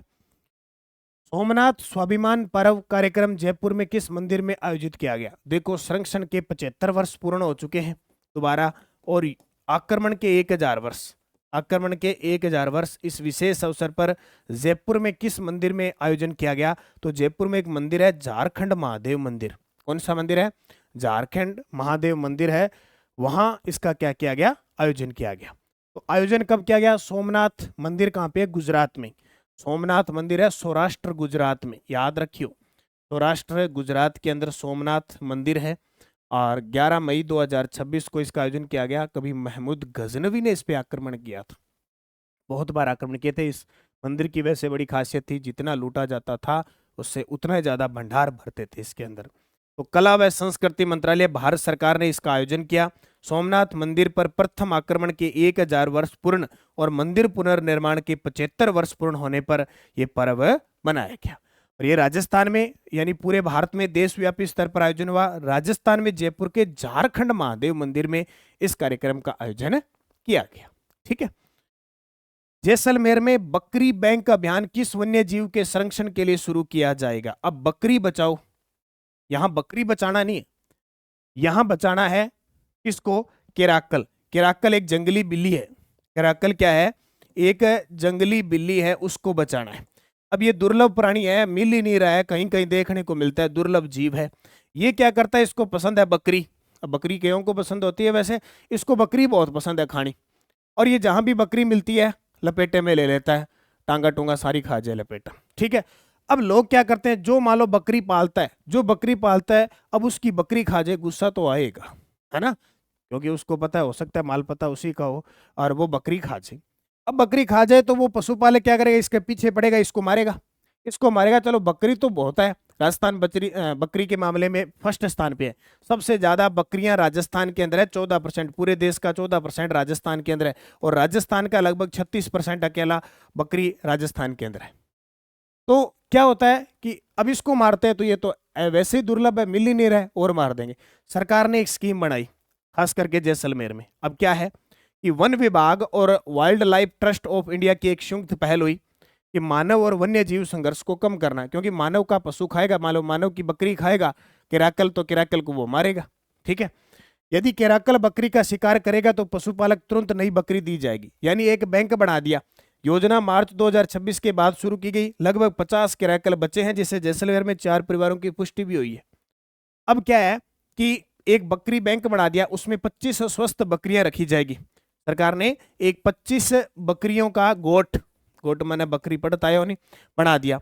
जैसे ही क्या केराकल कोई बकरी खा गया तो उस बकरी बैंक से एक बकरी उस पशुपालक को दे दी जाएगी। शर्त ये रखी जाएगी कि आप एक काम करना, उसका मेमना दे देना हमें, क्योंकि बकरी है 6 महीने बाद प्रसूता हो जाती, तैयार होती है, प्रसव हो जाता है बेचारी का। 1 2 3 बकरी के मेमने पैदा पक्के होते हैं। बोले एक दे देना, 2 3 तू रख लेना, एक दे देना हमें। ठीक है, क्योंकि वापिस संख्या यहाँ बढ़ती जाएगी। तो इस प्रकार क्या है, बकरी की एक संतान बैग को लौटानी होगी, बकरी का स्टॉक बढ़ेगा और अधिक पशुपालकों को लाभ मिलेगा। अब वो अगर केराकल खाएगा भी, क्योंकि वो खाएगा, जंगली जानवर है तो खाएगा तो यहाँ से एक बकरी यानी उस पशुपालक को वापस क्या है, उसकी प्रतिपूर्ति कर दी जाएगी। इस प्रकार बकरी भी, पशुपालक भी अपने बकरी को रख पाएगा और केराकल भी बच जाएगा। तो यहाँ कहानी करके आ जंगली बिल्ली है, आ बकरी चेपण लाग जाए, तो बकरी बैंक अभियान है जैसलमेर में स्टार्ट हो गया, यहाँ बचाई जाए। राजस्थान राज्य अन्य पिछड़ा वर्ग राजनीतिक प्रतिनिधित्व आयोग के अध्यक्ष कौन है? ये चर्चा का विषय है, क्योंकि राजस्थान में पंचायती राज चुनाव होने हैं, लेकिन सरकार कह रही है हमें जो ओबीसी वर्ग है, नहीं राज्य अन्य पिछड़ा वर्ग की रिपोर्ट आएगी, उसके बाद ही हम कर पाएंगे। बार बार हाईकोर्ट कह रहा है, बोले चुनाव करवाओ, बोले हम कैसे करवाएं, सितंबर तक तो हमारी रिपोर्ट आएगी। तो मामला चल रहा है, तो चर्चा में है। जस्टिस मदन लाल भाटी अभी इस आयोग के अध्यक्ष है। तो पंचायतों व नगरीय निकायों में ओबीसी आरक्षण तय करने हेतु इसका गठन किया गया है। और सेवानिवृत्त न्यायाधीश मदन लाल भाटी के नेतृत्व में इसमें सदस्य है गोपाल कृष्ण, प्रोफेसर राजीव सक्सेना, मोहन मोरवाल और पवन मंडविया। अशोक कुमार जैन सचिव सलाहकार है। हालिया स्थिति यह है कि आयोग की रिपोर्ट में देरी के कारण राज्य सरकार ने आयोग का कार्यकाल तीसरी बार बढ़ा दिया। नया कार्यकाल अब 30 सितंबर तक रिपोर्ट आएगी। इस कारण पंचायत और नगरीय चुनाव क्या है, स्थगित है। अब देखो क्या होता है। राजस्थान का पहला सेमीकंडक्टर प्लांट किस स्थान पर स्थापित किया गया है? वेरी वेरी इंपॉर्टेंट है, सीधा सीधा टपक जाएगा। राजस्थान का पहला सेमीकंडक्टर प्लांट किस स्थान पर स्थापित किया गया है? सलारपुर खुसखेड़ा भिवाड़ी में। सलारपुर खुसखेड़ा भिवाड़ी के अंदर स्थापित किया गया है। ठीक है, याद रखना है। तो पहला सेमीकंडक्टर प्लांट पक्का ही आना है। शुभारंभ इसका 15 मई 2026 को किया गया। डिटेल देख लो। कंपनी कौन सी? भिवाड़ी अलवर में स्थापित करेगी सहस्त्रा सेमीकंडक्टर प्राइवेट लिमिटेड। शुभारंभ आईटी व रेल मंत्री अश्विनी वैष्णव ने। स्थान सलारपुरा खुसखेड़ा भिवाड़ी में। एल्सिना द्वारा विकसित इलेक्ट्रॉनिक्स मैन्युफैक्चरिंग क्लस्टर और सहस्त्रा सेमीकंडक्टर प्राइवेट लिमिटेड की सेमीकंडक्टर एटीएमपी OSAT फैसिलिटी का वर्चुअल उद्घाटन किया गया। ये पक्का हाना है 100%। यह भारत का पहला लघु और मध्यम उद्योग के नेतृत्व वाला सेमीकंडक्टर प्लांट है। यहां micro SD, flash storage, LED driver IC, eSIM, rapid chips की पैकेजिंग की जाएगी। ठीक है, निम्नलिखित कथनों पर विचार करो। जैसलमेर में UAE संयुक्त अरब अमीरात के सहयोग से 60,000 मेगावाट क्षमता के रिन्यूएबल एनर्जी प्रोजेक्ट विकसित किए जाएंगे। इस परियोजना हेतु 1.50 लाख हेक्टेयर भूमि चयनित की गई है। राजस्थान पवन ऊर्जा उत्पादन में देश में चौथे स्थान पे है। ये गलत है, 2-3 नंबर गलत है। अब देखो, ये है पवन ऊर्जा। पवन ऊर्जा की सबसे ज्यादा संभावना भी जैसलमेर के अंदर ही है। पहला जैसलमेर में ही संयंत्र लगा था अमर सागर 1999 में 2 किलोवाट का, है ना, और अब 2 मेगावाट का। तो Jaisalmer energy green energy network Rajasthan में ग्रीन एनर्जी क्षेत्र का सबसे बड़ा विदेशी निवेश संयुक्त अरब अमीरात सरकार के द्वारा जैसलमेर में लगाया जाएगा। लगभग 1.50 लाख हेक्टेयर भूमि चयनित है। 600 करोड़ रुपए सिक्योरिटी राशि जमा होने के बाद भूमि आवंटित होगी और कुल प्रस्तावित निवेश है वो 3 लाख करोड़ का है। ये पिछले 2 सालों से समझौते चल रहे हैं और 2-3 बार ये प्रश्न आ चुका है। 60,000 मेगावाट रिन्यूएबल एनर्जी प्रोजेक्ट स्थापित होगा। परियोजना में सोलर है, विंड है, बैटरी स्टोरेज और बायोमास शामिल होगा। निम्ब्स एनर्जी प्राइवेट लिमिटेड नाम से रजिस्ट्रेशन होगा। 10% भूमि ग्रीन कॉरिडोर हेतु विकसित की जाएगी। फोक्स ट्रांसमिशन नेटवर्क और ग्रिड स्थिरता। राजस्थान की स्थापित अक्षय ऊर्जा क्षमता लगभग अब इतनी हो चुकी है 47,760 टोटल। राजस्थान सौर ऊर्जा उत्पादन में प्रथम स्थान पे है देश में। सौर ऊर्जा उत्पादन में राजस्थान प्रथम स्थान पे है। और पवन ऊर्जा की बात करें तो चौथा स्थान है। पवन ऊर्जा में चौथा स्थान है। राजस्थान का पहला संगठित गोट मिल्क साबुन शैम्पू प्लांट कहां स्थापित किया जाएगा? बकरी के दूध से साबुन और शैम्पू प्लांट स्थापित किया जाएगा सोजत पाली के अंदर। तो बकरी बड़ी चर्चा में। बकरी के दूध से बनेगा साबुन शैम्पू। बकरी का दूध स्वावलंबन की नई खुशबू। गरीब की गाय कहते हैं बकरी को। चलता फिरता फ्रिज से चलता फिरता फ्रिज भी बकरी को कहा जाता है। बकरी सबसे ज्यादा राजस्थान में बाड़मेर में है, कम धौलपुर में है और पूरे भारत में राजस्थान का नंबर 1 स्थान है।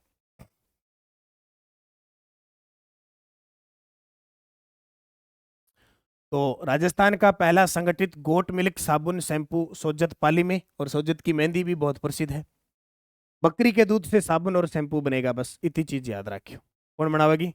राजीव का बनावे। ऐसा समय सहायता समय का काम। करीब 1000 ग्रामीण परिवारों को इससे जोड़ा जाएगा। और देखो, हैदराबादी नस्ल की बकरियों के दूध का उपयोग किया जाएगा। ठीक है, कोई मारवाड़ी नहीं, कोई मेवाड़ी नहीं, कोई सिरोही नहीं, किसी को नहीं, हैदराबादी नस्ल की बकरियों। विश्व स्वास्थ्य संगठन से संबंधित संस्था DNDi द्वारा कीड़ी नगरा बीमारी की दवा का अंतर्राष्ट्रीय स्तर का ट्रायल कहाँ किया जाएगा? अब कीड़ी नगरा क्या होता है? हम रेत वगैरह में क्या है कि खुले पैर घूमते हैं तो मरुस्थल है, रेत है, वो कहीं ना कहीं कोई ना कोई वो कीटाणु वह फैल जाते हैं, संक्रामक हो जाते हैं। उस कारण क्या धीरे धीरे धीरे पैर में फैल जाते हैं, फैल जाते हैं, और एक दिन आता है कि पैर को काटना पड़ता है। यानी कीड़ी नगरे की तरह एक कीड़ी इधर चली उसके पीछे चल जाती है, यानी ऊपर से ऊपर से ऊपर से बढ़ता जाता है। ये पूरे भारत के अंदर इसका ट्रायल किया जाएगा अपने राजस्थान के जोधपुर में। ठीक है, इस प्रकार का रोग है। देखो ऐसे स्टार्ट हो गया, जैसे मान लो स्टार्ट हो गया, फिर ऊपर बढ़ता ही जाएगा, बढ़ता जाएगा, इस कंडीशन में आ जाएगा ये। तो WHO से संबंधित संस्था DNDi द्वारा जोधपुर में कीड़ी नगरा मायोसेटोमा बीमारी पर रिसर्च और दवा ट्रायल की जाएगी। और जोधपुर में देखो DNDi ने भारत, केन्या और सेनेगल का चयन किया है, और भारत में जोधपुर, इसलिए चर्चा का विषय बनेगा। भारत में जोधपुर रिसर्च का प्रमुख केंद्र रहेगा। नई एंटी फंगल दवा ओसेराकोनाजोल पर रिसर्च होगी। मायोसेटोमा एक उपेक्षित उष्णकटिबंधीय त्वचा रोग है जो बीमारी कांटे चुभने या मिट्टी में नंगे पैर चलने से होता है। अब ये मत सोचना कि कांटा हर किसी के चुभ जाता है, नंगे पैर हर कोई चलता है, जरूरी नहीं है सबका सबके होना। पेनोरमा व संबंधित जिले में असम्मिलित बताओ, यानी फिक्स है, अभी पेनोरमा पेपर में आने हैं। पेनोरमा फिक्स है। श्री महावीर जी पेनोरमा करौली में, जसनाथ जी बीकानेर में, दुर्गादास सलूम्बर में। ये गलत है, ये गलत है। वीर तेजाजी खड़नाल नागौर में। अब मैं आपको सारे पेनोरमा बताता हूँ। श्री महावीर जी का पेनोरमा करौली में बनेगा। विद्यासागर जी महाराज का पेनोरमा अजमेर में बनेगा। भगत शिरोमणि कर्माबाई का पेनोरमा डिडवाना में बनेगा। जसनाथ जी का पेनोरमा बीकानेर में बनेगा।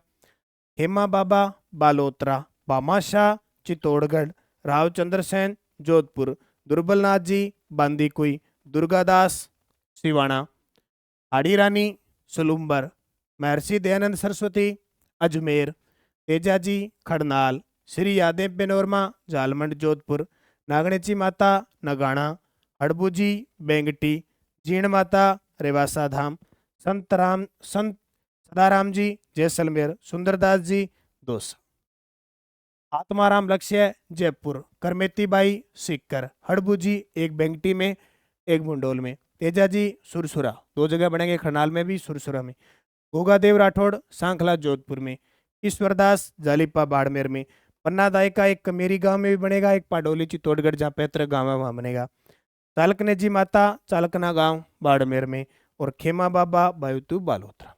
ये मैंने एक साथ पिछले 3-4 सालों के आपको पेनोर में बता दिए। कोई भी प्रश्न आएगा आपका गलत नहीं होगा। ठीक है।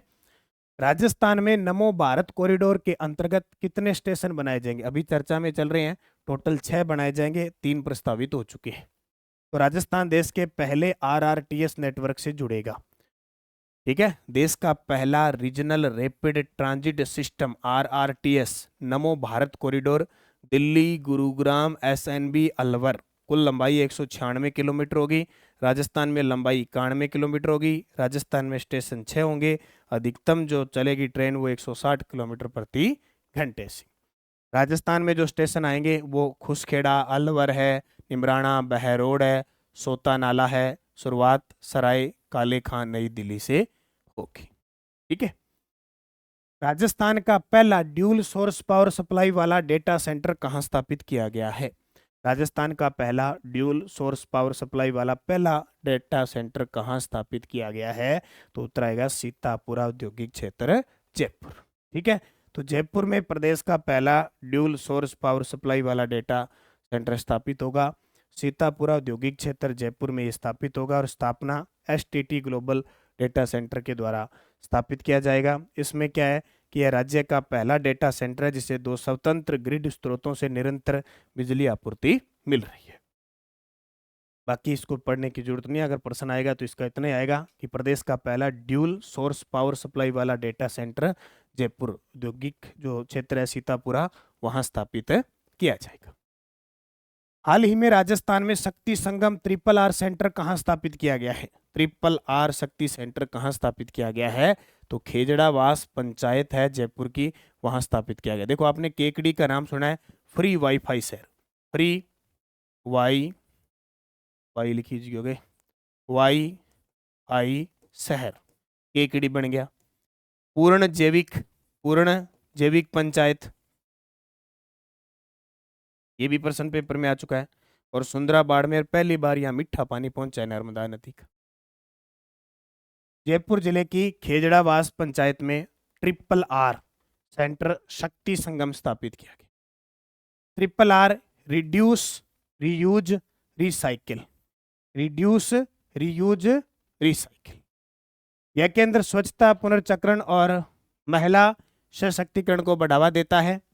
यह एक अभिनव मॉडल के रूप में विकसित किया गया है। केंद्र का संचालन महिलाओं की भागीदारी से किया गया है। ठीक है, ओके। अब देखो जनगणना। अरे वाह क्या बात है, देखो ऋत्विक आया घूमने फिरने के लिए, आज नए नए कपड़े पहन के आया। आजा। ओइश, देखो भी आज क्लास में ऋत्विक आ गया स्टूडियो में। आज तो कहता है मैं नए नए कपड़े। हाँ जय जय कर दे भी। सबसे पहले नमस्कार अभिनंदन करना है, कर दे, हाथ जोड़ दे, हाथ जोड़ दे, हाँ जोड़ दे, जोड़ दे, जोड़ दे, जोड़ दे, नए कपड़ों के साथ जोड़ दे, हाथ जोड़ दे, हाथ जोड़ दे, देख। हाँ वेरी गुड, है ना। आज तो नए कपड़े पहन के है, नए कपड़े पहन के है, नए कपड़े पहन के है, ना कि नए कपड़े पहन के है, देखो क्या बात। ठीक है, ले उधर देख, उधर देख।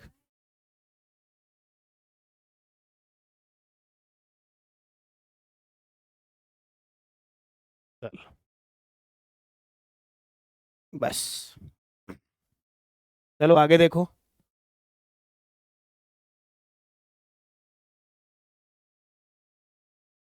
जनगणना 2027 के प्रथम चरण के स्वगणना अभियान 2026 में राजस्थान में प्रथम स्थान किस जिले ने प्राप्त किया? तो जो स्वगणना चली थी वो आपकी 1 मई से लेकर 15 मई तक चली थी कि खुद को स्वगणना करनी है। SCID आपको उपलब्ध करवाई गई थी। तो उसमें सबसे ज़्यादा लगभग 22% भागीदारी रही थी जयपुर की। सबसे ज़्यादा जयपुर वालों ने स्वगणना की थी। जयपुर जिला राजस्थान में प्रथम स्थान पे रहा। लगभग 3.25 लाख प्रविष्टियां दर्ज हुई। अकेले जयपुर में लगभग 22% योगदान रहा। हाल ही में वायु स्तर फर्स्ट का परीक्षण राजस्थान में कहाँ किया गया? कुछ दिन पहले ही फरवरी के अंदर वायु शक्ति युद्धाभ्यास हुआ था, आपको याद होगा। वायु शक्ति युद्धाभ्यास हुआ था 28 फरवरी को, 28 फरवरी 2026 को पोखरण में। ये अभी जो फर्स्ट ग्रेड का पेपर हुआ है आपका, उसके अंदर पूछा, बोले राजस्थान में वायु शक्ति युद्धाभ्यास हुआ, उसमें हमारे देश की राष्ट्रपति द्रौपदी मुर्मू आती है, प्रचंड जो हेलीकॉप्टर होता है वो उड़ाती है। वो कहाँ हुआ? तो ऑप्शन में पोखरण नहीं था, जोधपुर, जैसलमेर, बीकानेर ऐसे था।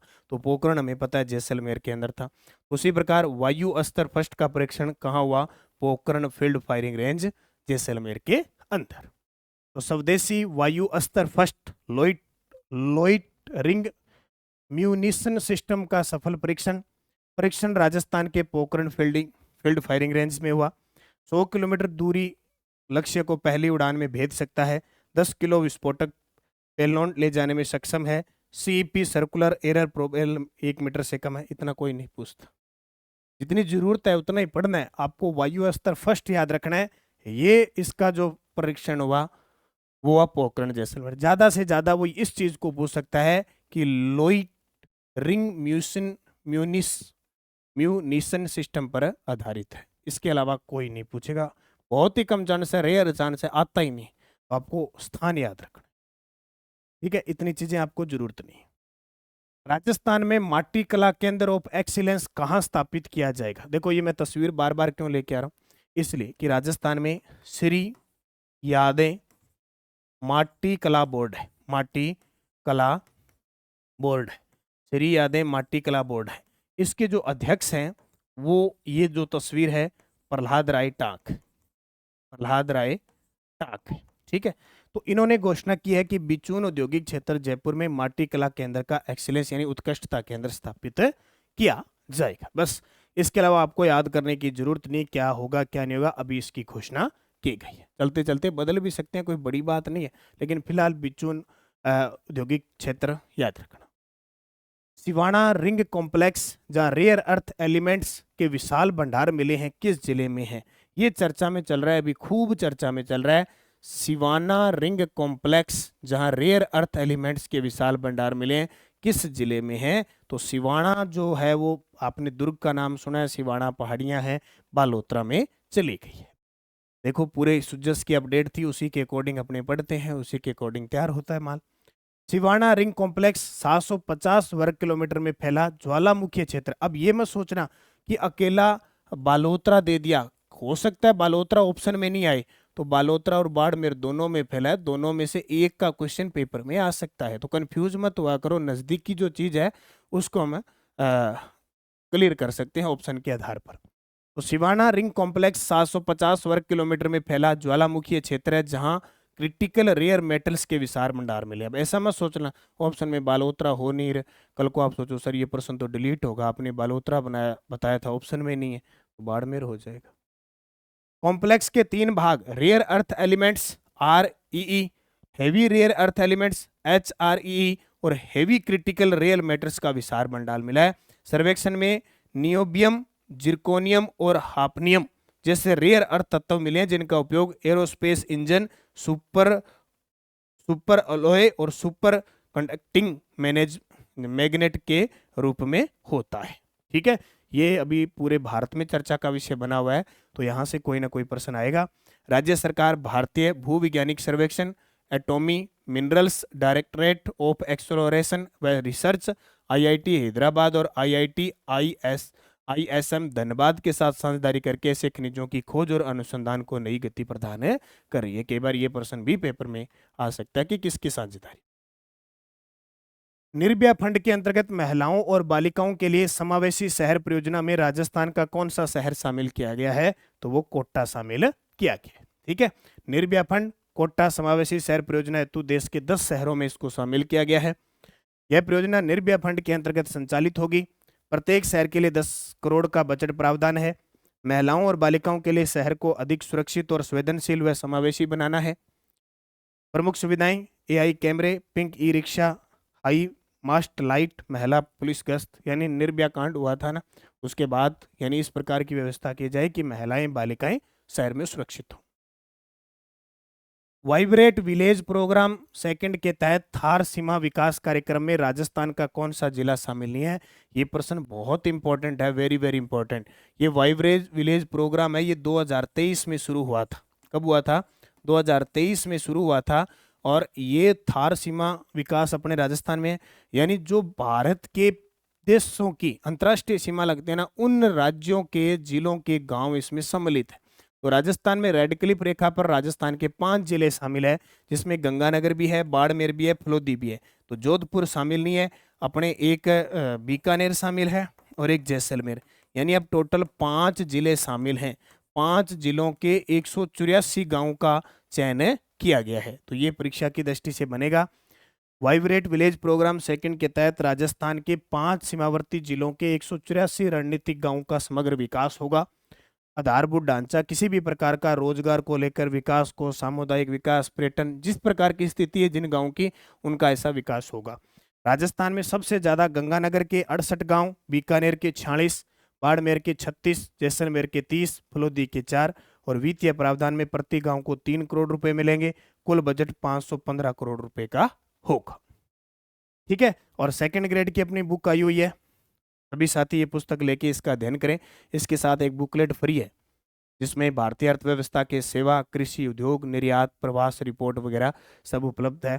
तो सुजत सार इसके अंदर शामिल है। जनवरी से मई 2026 अभी फर्स्ट ग्रेड के सारे क्वेश्चन इस पुस्तक से मिले हैं राजस्थान करंट के। तो सेकंड ग्रेड वाले इस पुस्तक को लेकर बहुत गजब तरीके से अध्ययन करें, 2 बार कम से कम इस पुस्तक को पढ़ लें। नानक पब्लिकेशन पे आप ऑर्डर कर सकते हैं या आप बाजार से ही पुस्तक ले सकते हैं। ठीक है, और current affairs, Rajasthan current affairs all in one, ये एक ऐसी टेस्ट सीरीज है नानक क्लासेज ऐप में जिसमें आपको मैं क्लास लेता हूँ डेली, वो डेली PDF मिलती है, डेली टेस्ट मिलता है, 5 क्वेश्चनों की PDF मिलती है, वीकली टेस्ट मिलता है, मंथली टेस्ट मिलती है। अब देखो ये मंथली टेस्ट भी प्राप्त हो जाता है, PDF भी प्राप्त हो जाती है और मंथली आपको वीडियो भी मिलता है। देखो ये जो मैंने वीडियो है, ये वीडियो भी आपको वहाँ पे एड फ्री मिल जाता है। तो सभी साथी नानक क्लासेज ऐप में जाके ये टेस्ट सीरीज ले लो। 1 जनवरी से लेकर 31 दिसंबर का करंट मिलता है, चाहे आप जनवरी में लेते हो, चाहे फरवरी में लेते हो, चाहे मई में लेते हो, चाहे अक्टूबर में, 1 साल का करंट मिलता है 2025 का पूरा फ्री, यानी डेली टेस्ट, वीकली टेस्ट और मंथली 12 महीनों के 12 टेस्ट और 12 PDF और 12 वीडियो। तो आप जरूर ज्वाइन करें। और हमारा राष्ट्रीय अंतर्राष्ट्रीय के लिए दूसरा चैनल है प्रताप क्लासेज, इस प्रताप क्लासेज पर राष्ट्रीय अंतर्राष्ट्रीय करंट आता है यूट्यूब पे। ऐप के अंदर मात्र 50 रुपए में पूरे 1 साल भर का करंट भी आपको डेली, वीकली, मंथली मिलता है। तो अब हमने चर्चित व्यक्ति, चर्चित स्थल पढ़ लिए। अब बारी आती है चर्चित स्थल की। तो राजस्थान के चर्चित व्यक्तित्व की चर्चा करें। महिला व सुरक्षा और अधिकारों पर केंद्रित पुस्तक सुरक्षा सखी की लेखिका कौन है?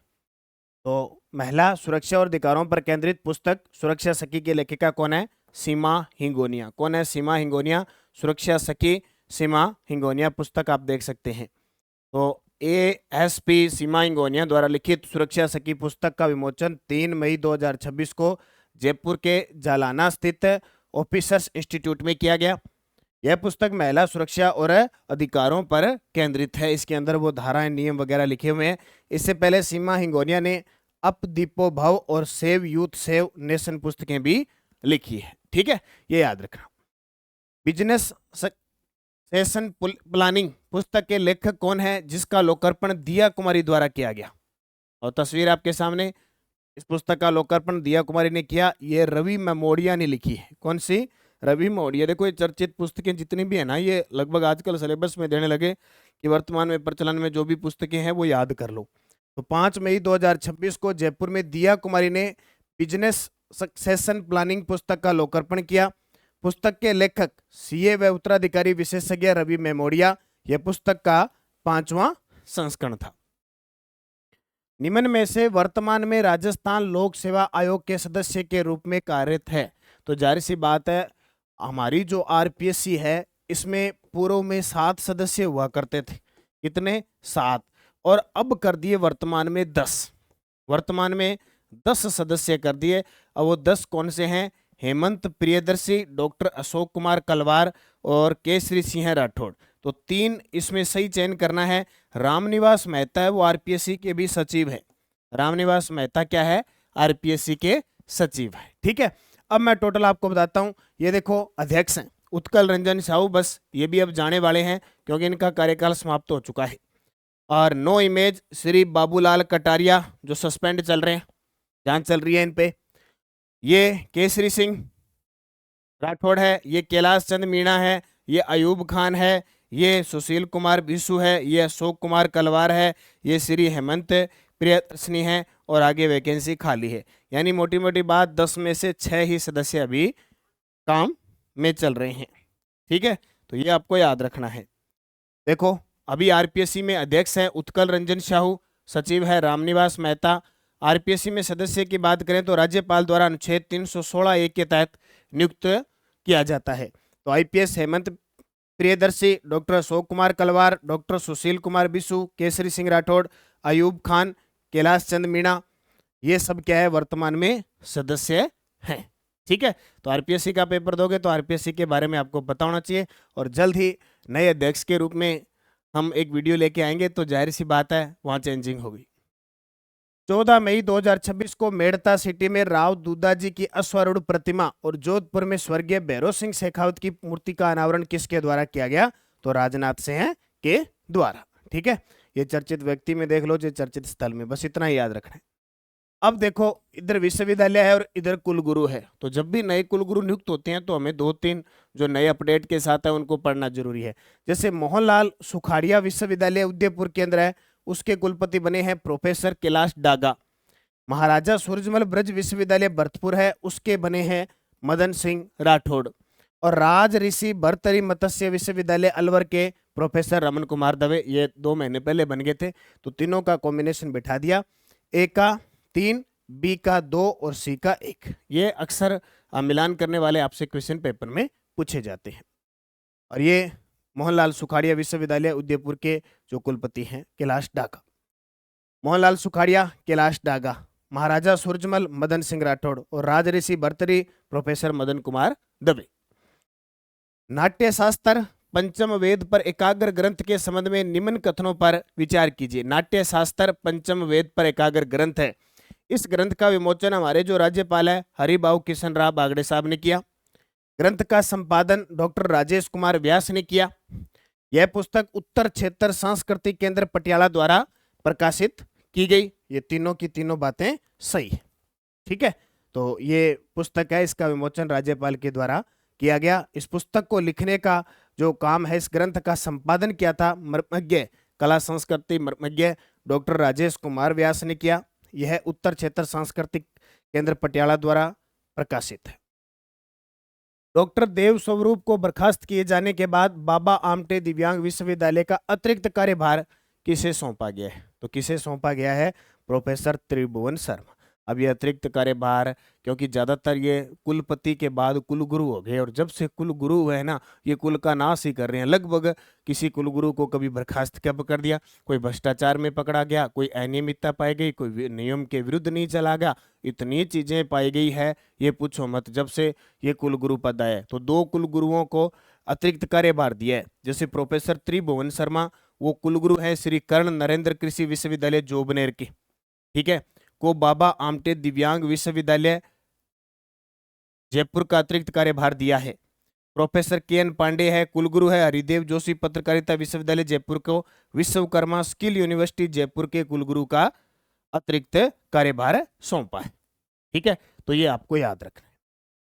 Maharana the story of the rulers of Udaipur पुस्तक के लेखक कौन है? तो ब्रायन मास्टर। 2 तस्वीर देख सकते हो, लक्ष्य राज सिंह मेवाड़ और गुलाब कोठारी, इनके द्वारा इसका विमोचन किया गया। तो बस इतना याद रखना। उदयपुर सिटी पैलेस में आयोजित समारोह में प्रख्यात लेखक और इतिहासकार ब्रायन मास्टर्स की पुस्तक Maharana the story of the rulers of Udaipur के 5वें संशोधित संस्करण का विमोचन किया गया। समारोह में गुलाब कोठारी, प्रधान संपादक राजस्थान पत्रिका समूह, डॉक्टर लक्ष्य राज सिंह मेवाड़ उपस्थित रहे। तो पुस्तक और चर्चा में जो है उनको जरूर याद रखना, ठीक है। तो यह पुस्तक मेवाड़ के लगभग 1500 वर्षों के इतिहास का महत्वपूर्ण दस्तावेज माना जाता है। करंट अफेयर्स ये टेस्ट सीरीज आप सभी साथी जरूर कर लें, ताकि आपको इसमें वीडियो भी मिले, टेस्ट भी मिले, पीडीएफ भी मिले। तो अब हम बहुत सारी चीजें पढ़ चुके हैं, चर्चित व्यक्ति भी, चर्चित स्थल भी, पुरस्कार भी, खेल भी। अब हम पढ़ेंगे जो बच गया, विविध योजना नीति, जो भी चीजें बचती है उसको हम क्लियर करेंगे। अब पढ़ते हैं अपने मुख्य जो विविध बच जाता है उसको पढ़ते हैं। देखो, पंचायत उन्नति सूचकांक PAI 2.0 में राजस्थान के प्रदर्शन के संदर्भ में सही कथन बताइए। राजस्थान 15वें स्थान पर रहा, बिल्कुल सही है। राजस्थान की सर्वश्रेष्ठ पंचायत करोला पंचायत, ये करोला पंचायत आपकी सांचौर जालोर में पड़ती है। करोला पंचायत सांचौर जालोर के अंदर पड़ती है, इसको याद रखना। राजस्थान की सर्वश्रेष्ठ पंचायत बनी। यह वित्तीय वर्ष 2023-24 के लिए अप्रैल 2026 में जारी किया गया और राजस्थान की सभी पंचायतें A और B श्रेणी में थी। तो ये गलत है, राजस्थान की A, B, C और D चारों श्रेणियों के अंदर थी। तो अब पंचायत उन्नति सूचकांक 2.0 अप्रैल 2026 में जारी की गई। वित्तीय वर्ष 2023-24 के लिए उद्देश्य ग्राम पंचायतों के समग्र विकास का मूल्यांकन करना था। इसमें राजस्थान को कुछ जो रैंक मिली वो 15वीं मिली। कुल पंचायतें इसमें शामिल हुई 11,037। ए ग्रेड में 8, बी ग्रेड में 5437, सी ग्रेड में 5389 और डी ग्रेड में 203। शीर्ष राज्य रहा त्रिपुरा, उसकी 943 जो ग्राम पंचायतें हैं वो ए ग्रेड के साथ प्रथम स्थान पर रहती है। राजस्थान की सर्वश्रेष्ठ पंचायत करोला पंचायत सांचौर बालोक, जो सांचौर का ब्लॉक है, जालोर की रहती है। उसका जो स्कोर होता है 77.89। थीम आधारित श्रेष्ठ पंचायतों में बात करें तो गरीबी मुक्त व आजीविका भीमपुर क्रोली, स्वस्थ पंचायत में सांखड़ा भीलवाड़ा, स्वच्छ व हरित पंचायत हिमा सिक्कर और बाल हितैषी पंचायत आई दादिया रामपुरा सिक्कर। तो ये थोड़ा सा आंकड़ा आपको याद रखना है, इंपॉर्टेंट है। 16वीं जनगणना 2027 के बारे में असत्य कथन बताओ। अभी भाई 2027 की जनगणना हो रही है, ओवरऑल 16वीं है। स्वतंत्रता के बाद आपको याद रखना है 8वीं है। स्वतंत्रता के बाद जो ये जनगणना है ये 8वीं है और पूर्ण रूप से डिजिटल है। सबसे बड़ी बात याद रखना, ये डिजिटल है। तो प्रथम चरण स्वगणना हुई थी 1 से 15 मई 2026 को। रजिस्ट्रार्ड जनरल और जनगणना आयुक्त बने श्री मृत्युंजय कुमार नारायण। ये प्रश्न पक्का आएगा और बार बार आएगा, इतना और बता देता हूं। राजस्थान के जनगणना कार्य निदेशक विष्णु चरण मलिक हैं और ब्रांड एम्बेसडर राघव चड्ढा, ये गलत है। ब्रांड एम्बेसडर सुदर्शन पटनायक को बनाया गया, जो रेत के चित्र बनाते हैं। तो चलो निभाओ अपनी जिम्मेवारी, करें जनगणना में भागीदारी। 1 मई से 15 2026 तक, मकान सूचीकरण 16 मई से 14 जून तक। तो इसको याद रखना, भारत की जनगणना, जनगणना जन कल्याण। तो 16वीं जनगणना 2027 शुभंकर जरूर याद रखना। प्रगति और विकास, प्रगति एक बालिका को दर्शाया गया है और विकास एक बालक को दिखाया गया है। प्रथम चरण स्वगणना हुई, यानी खुद की गणना हुई, SCID बनी थी, 1 से 15 मई को हुई और उसके बाद में 16 मई से 14 जून को मकान सूचीकरण पूरा हो चुका है।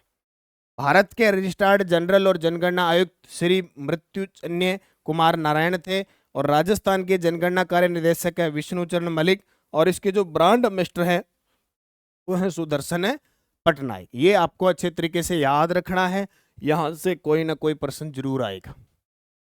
जनगणना 2027 के मुख्य बिंदु, द्वितीय चरण में जनसंख्या गणना होगी फरवरी 2027 में। फिर ये देखो, अभी तो मकान गिने हैं, उसके बाद में डिजिटल प्रक्रिया HLO ऐप और स्व गणना पोर्टल के माध्यम से डेटा नेशनल सर्वर पर अपलोड किया गया। अभी जो ऐप यूज किया गया, HLO ऐप यूज किया गया। स्व गणना जनता को सरकारी प्रगणक के आने से पहले खुद का डेटा ऑनलाइन भरने का अब की बार मिला था। कर्मचारियों ने तो भर दिया और बाकी जनता ने शायद नहीं भरा होगा क्योंकि इतना जानकारी का अभाव था। और वो स्व गणना करने वाले के जो अंक थे वो 11 थे, 11 अंकों का पहचान नंबर था।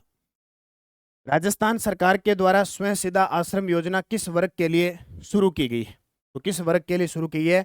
निराश्रित और वरिष्ठ नागरिकों के लिए। यहां से एक क्वेश्चन आएगा। स्वयं सिद्धा आश्रम योजना अच्छे तरीके से पढ़ लेना क्योंकि यही योजना बाद में आर्थिक समीक्षा में आएगी, फिर हमें पढ़नी पड़ेगी। ये देखो, बुजुर्गों के लिए स्पेशल स्वयं सिद्धा आश्रम योजना राजस्थान सरकार ने निराश्रित, असहाय और वरिष्ठ नागरिकों के लिए ये योजना शुरू की है।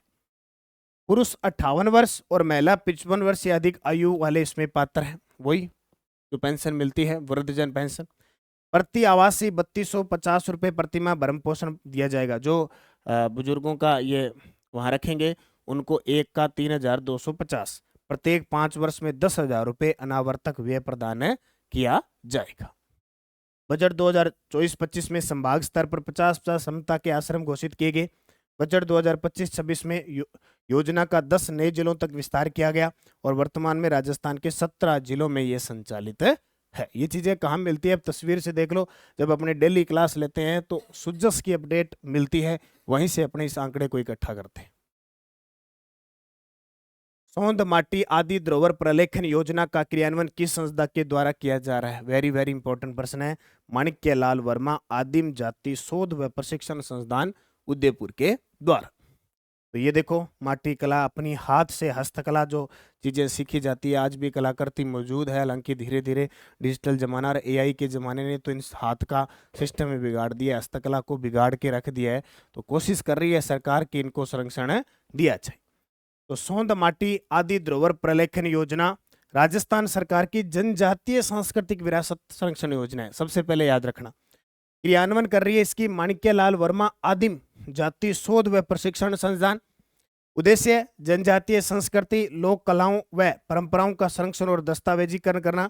इस परियोजना की जो अवधि रखी गई है वो 5 वर्ष। योजना में जनजातीय क्षेत्रों के जैसे लोक कलाएं हैं, उनके वाद्य यंत्र है, भित्ति चित्र है, सांस्कृतिक धरोहर का वैज्ञानिक प्रलेखन किया जाता है।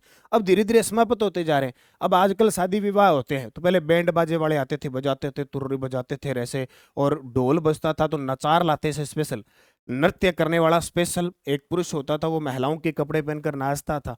आजकल डीजे ले आते हैं सीधे, बड़े बड़े साउंड आने लगे आजकल तो, धड़ीम धम धड़ा फुल करते हैं बेचारों की सिस्टम। और ढोल वाले, अब जो सरगड़े, माली, ढाडी जो ढोल बजाते हैं उनकी भी कहानी खत्म हो गई। ढोल की जरूरत तो बहुत ही है, आजकल तो डिजिटल ढोल आने लगे, सीधा ढोल बज जाता है। तो ये कंडीशन ऐसी हो चुकी है। ठीक है, प्रमुख जनजातियां जैसे भील, मीणा, ग्रास्य, सहरिया, डामोर, ये सब क्या कर रहे हैं?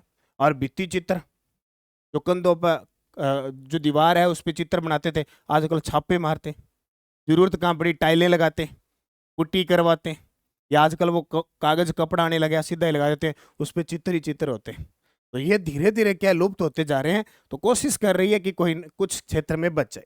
योजना का क्षेत्र 9 जिले, 53 तहसील और 5,600 गांव है। लाभान्वित जनजातीय आबादी लगभग 15.89 यानी 15.89 लाख है। योजना का बजट 4.45 करोड़ जारी किया गया है। पारंपरिक कला, जीवन शैली और सांस्कृतिक पहचान को संरक्षित करना ये मुख्य टारगेट है। अब कितने दिन ये संरक्षित हो पाता है वो बात की बात है। वाटर होल गणना 2026 के अनुसार राज्य पक्षी गोडावन की संख्या कितनी दर्ज की गई है? वाटर होल गणना 2026 के अनुसार राज्य पक्षी जो गोडावन है उसकी संख्या कितनी दर्ज की गई है? अभी 41 दर्ज की गई। और अब ऐसा प्रश्न आया है, अपना राज्य पक्षी, राज्य पशु वगैरह उनका प्रश्न एक रीट के अंदर आया और उसको डिलीट कर दिया। देखो कितनी विडम्बना की बात है। हमारे राज्य, हमारे जो प्रतीक चिन्ह है उनका पेपर में क्वेश्चन देके और एग्जामिनर को क्वेश्चन देने के बाद उस क्वेश्चन का उत्तर नहीं मिला और उस प्रश्न को डिलीट कर दिया। कितने सारे विद्यार्थियों का क्वेश्चन था और 2 नंबर उसके, उनकी जो मेहनत है उस पर पानी फेर दिया। धिक्कार है ऐसे एग्जामिनरों को जो ऐसे प्रश्न हमारे प्रतीक चिन्हों का प्रश्न डाल के गलत कर देते। तो हमें तो कहाँ दोष होगा भी, हम कोई पूरी टेस्ट सीरीज में 100 में से 1% गलत कर दिया। 150 में से L1 के 11% डिलीट। उन विद्यार्थियों के साथ क्या गुजरती है जिन्होंने 11 में से 10, 9, 8, 7 सही किए। यानी 10 सही करता है तो 20 नंबर, 9 सही करता है तो 18 नंबर, 2 सही 8 करता है तो 16, 14। ये नंबर नहीं, ये सिलेक्शन है और ये तो काट दिया इनका सिलेक्शन। तो हमारा जो राज्य पक्षी है गोडावन, उसको 21 मई 1982 को राज्य पक्षी घोषित किया गया था। ये एकदम ओरिजिनल साइट के अंदर है। तो उत्तर आएगा 41। देखो 1 से 2 मई 2026 को डेजर्ट नेशनल पार्क में वाटर होल गणना आयोजित हुई। गणना के अनुसार राज्य पक्षी गोडावन की संख्या 41 दर्ज हुई। डीएनपी क्षेत्र में 22 बिंदुओं पर वन्य जीव की गणना की गई। कुल 2602 वन्य जीव व पक्षी दर्ज किए गए, जिसमें चिंकारा 1082, नीलगाया 870 और सांडा 282। और प्रश्न पूछने को आप ऐसे पूछ लोगे कितने चिंकारे मिले, कितने नीलगाय मिले, कितने सांडा मिले। पूछने को आप ये पूछ लेते हो और प्रश्न डिलीट कर देते हो, इतना आसान। ये बड़ी समस्या है। प्रधानमंत्री ग्राम सड़क योजना के 25 वर्ष पूर्ण होने पर सम्मान समारोह के संदर्भ में असत्य कथन बताओ। राजस्थान को सर्वाधिक सड़क लंबाई पूर्ण करने की श्रेणी में द्वितीय स्थान मिला, बिल्कुल सही है। राजस्थान में 75,868 किलोमीटर सड़क निर्माण कार्य पूर्ण किए गए, बिल्कुल सही है। गुणवत्ता नियंत्रण तंत्र में राजस्थान को प्रथम स्थान प्राप्त हुआ, ये गलत है। प्रथम नहीं, सेकंड प्राप्त हुआ है। और इसकी जो अवधि है वो मार्च 2028 तक बढ़ाई गई है। इसकी प्रधानमंत्री ग्राम सड़क योजना की। तो प्रदेश में 75,868 किलोमीटर सड़कों का जाल बिछा। प्रधानमंत्री ग्राम सड़क योजना के 25 साल पूरे हो चुके हैं। सन 2000 के अंदर चली थी, 25 साल बेमिसाल। ठीक है, बस याद रखना, सर्वाधिक सड़क लंबाई पूर्ण करने की श्रेणी में द्वितीय स्थान और योजना के तहत 75,868 किलोमीटर सड़क का निर्माण हुआ है और इतना निर्माण कार्य पूर्ण हो चुका है। गुणवत्ता नियंत्रण तंत्र में उत्कृष्ट प्रदर्शन के लिए राजस्थान और तमिलनाडु को संयुक्त रूप से द्वितीय स्थान मिला। अब ये प्रश्न आ सकता है किस राज्य के साथ द्वितीय स्थान मिला। चौथे चरण में राजस्थान को 1,216 सड़कें मिली। पक्की सड़कों से दुरस्त और मरुस्थलीय बस्तियां जुड़ेगी। तीसरे चरण में प्रदेश में 8,584 किलोमीटर की 912 सुदृढ़ सड़कें बनी। मार्च 2028 तक इस योजना को फिर बढ़ा दिया है। अब ये लगभग 10 साल 15 साल की जो योजनाएं है ना, उनका अब लक्ष्य आगे बढ़ाते जा रहे हैं, तो वो योजनाएं वापस जो पुरानी हैं वो नई होती जा रही है ऑटोमेटिक। फिर देखो 4 योजनाएं। सरस मायरा योजना, दुग्ध उत्पादक सदस्य की बेटी की शादी में 21,000 की सहायता। मां वाउचर योजना, गर्भवती महिलाओं को मुफ्त सोनोग्राफी। और मुख्यमंत्री दुग्ध उत्पादक संबल योजना, दुग्ध उत्पादकों को प्रति लीटर अनुदान देना। और राष्ट्रीय पशुधन मिशन योजना, पशुधन उद्यमिता हेतु अनुदान। ये चारों जब मैंने डेली क्लास लगाई थी तो उसमें सुजस में चारों आई थी। सरकार ने कहा कि ये करते हैं, तो मैंने इन चारों को आपको इस प्रकार बना के दे दी।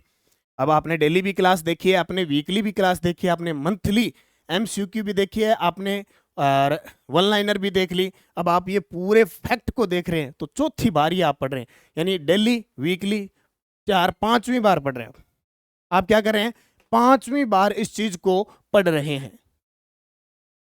तो ऐसी योजनाओं को हमें याद रखना, क्योंकि एग्जामिनर ऐसे प्रश्न पूछ लेता है। देखो वापस बता देता हूं मैं इन सबको। देखो सुजस में जो भी चीज आती है मैं आपको अपडेट देता हूँ, वहां से बहुत सारी चीजें निकलती है। रोज के 3 से 4 पेज आते हैं। आपको तो कहाँ टाइम होता है, इतना मिलता है, लेकिन मैं आपको ये अपडेट करवा देता हूँ। राष्ट्रीय पशुधन मिशन योजना में उद्यमिता विकास कार्यक्रम के तहत 50 लाख रुपए तक का अनुदान दिया जा रहा है। एक तो याद रखियो। सरस मायरा योजना के तहत दुग्ध उत्पादक सदस्यों की बेटी की शादी में 21,000 रुपए नगद दिए जा रहे हैं, वो याद रखियो। किसान सम्मान निधि की राशि को 6,000 से बढ़ाकर 9,000 कर दियो। हाँ तो थारा लगभग सारंग आवे याद है। अन्नदाता की मेहनत का सम्मान करते हुए गेहूं की एमएसपी 150 रुपए बढ़ा दी, अब आपको 2735 रुपए मिल रही है प्रति क्विंटल। ठीक है, इसको याद रखना। और अभी 26 जिलों में किसानों को दिन में बिजली उपलब्ध करवाई जा रही है। ठीक, इनको याद रखना। पशुपालकों तक निःशुल्क पशु चिकित्सा के लिए मोबाइल सेवा 1962 शुरू है, क्योंकि अपने भजनलाल जी शर्मा मुख्यमंत्री जी जहां भी जाते हैं तो 10 से 1 करंट इकट्ठा कर देते हैं। रोज के 10 करंट पक्का है हिसाब का, बार बार रिपीट करवाते हैं और मैं आपको इधर करवा देता हूँ। मुख्यमंत्री दुग्ध उत्पादक संबल योजना के तहत प्रति रुपए 5 लीटर अनुदान दिया जा रहा है। ठीक है, ठीक है, इसको याद रखना है। प्रदेश में माँ वाउचर योजना के माध्यम से गर्भवती महिलाओं को मुफ्त सोनोग्राफी की सुविधा दी जा रही है। तो ये सारी चीजें आपको याद रखनी है। विश्व स्वास्थ्य संगठन WHO से संबंधित संस्था DNDi द्वारा कीड़ी नगरा माइसेटोमा बीमारी की दवा का अंतरराष्ट्रीय स्तर का ट्रायल कहां किया जाएगा? तो इसका उत्तर आएगा जोधपुर में। कहां किया जाएगा? जोधपुर के अंदर किया जाएगा। इसको याद रखना है आपको। ओके,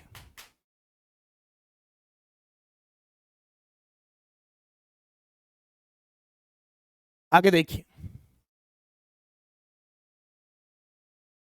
अब क्या चीज है ये देखो, ये इस प्रकार का ये कीड़ी नगरा ये बीमारी है जो आगे से आगे फैलता रहता है, पैरों से फैलता है। कोई कांटा लग जाए या फिर कोई कांटा लग जाए, तस्वीर देख लो, कोई कांटा लग जाए या रेत वगैरह में चलने से हो जाता है।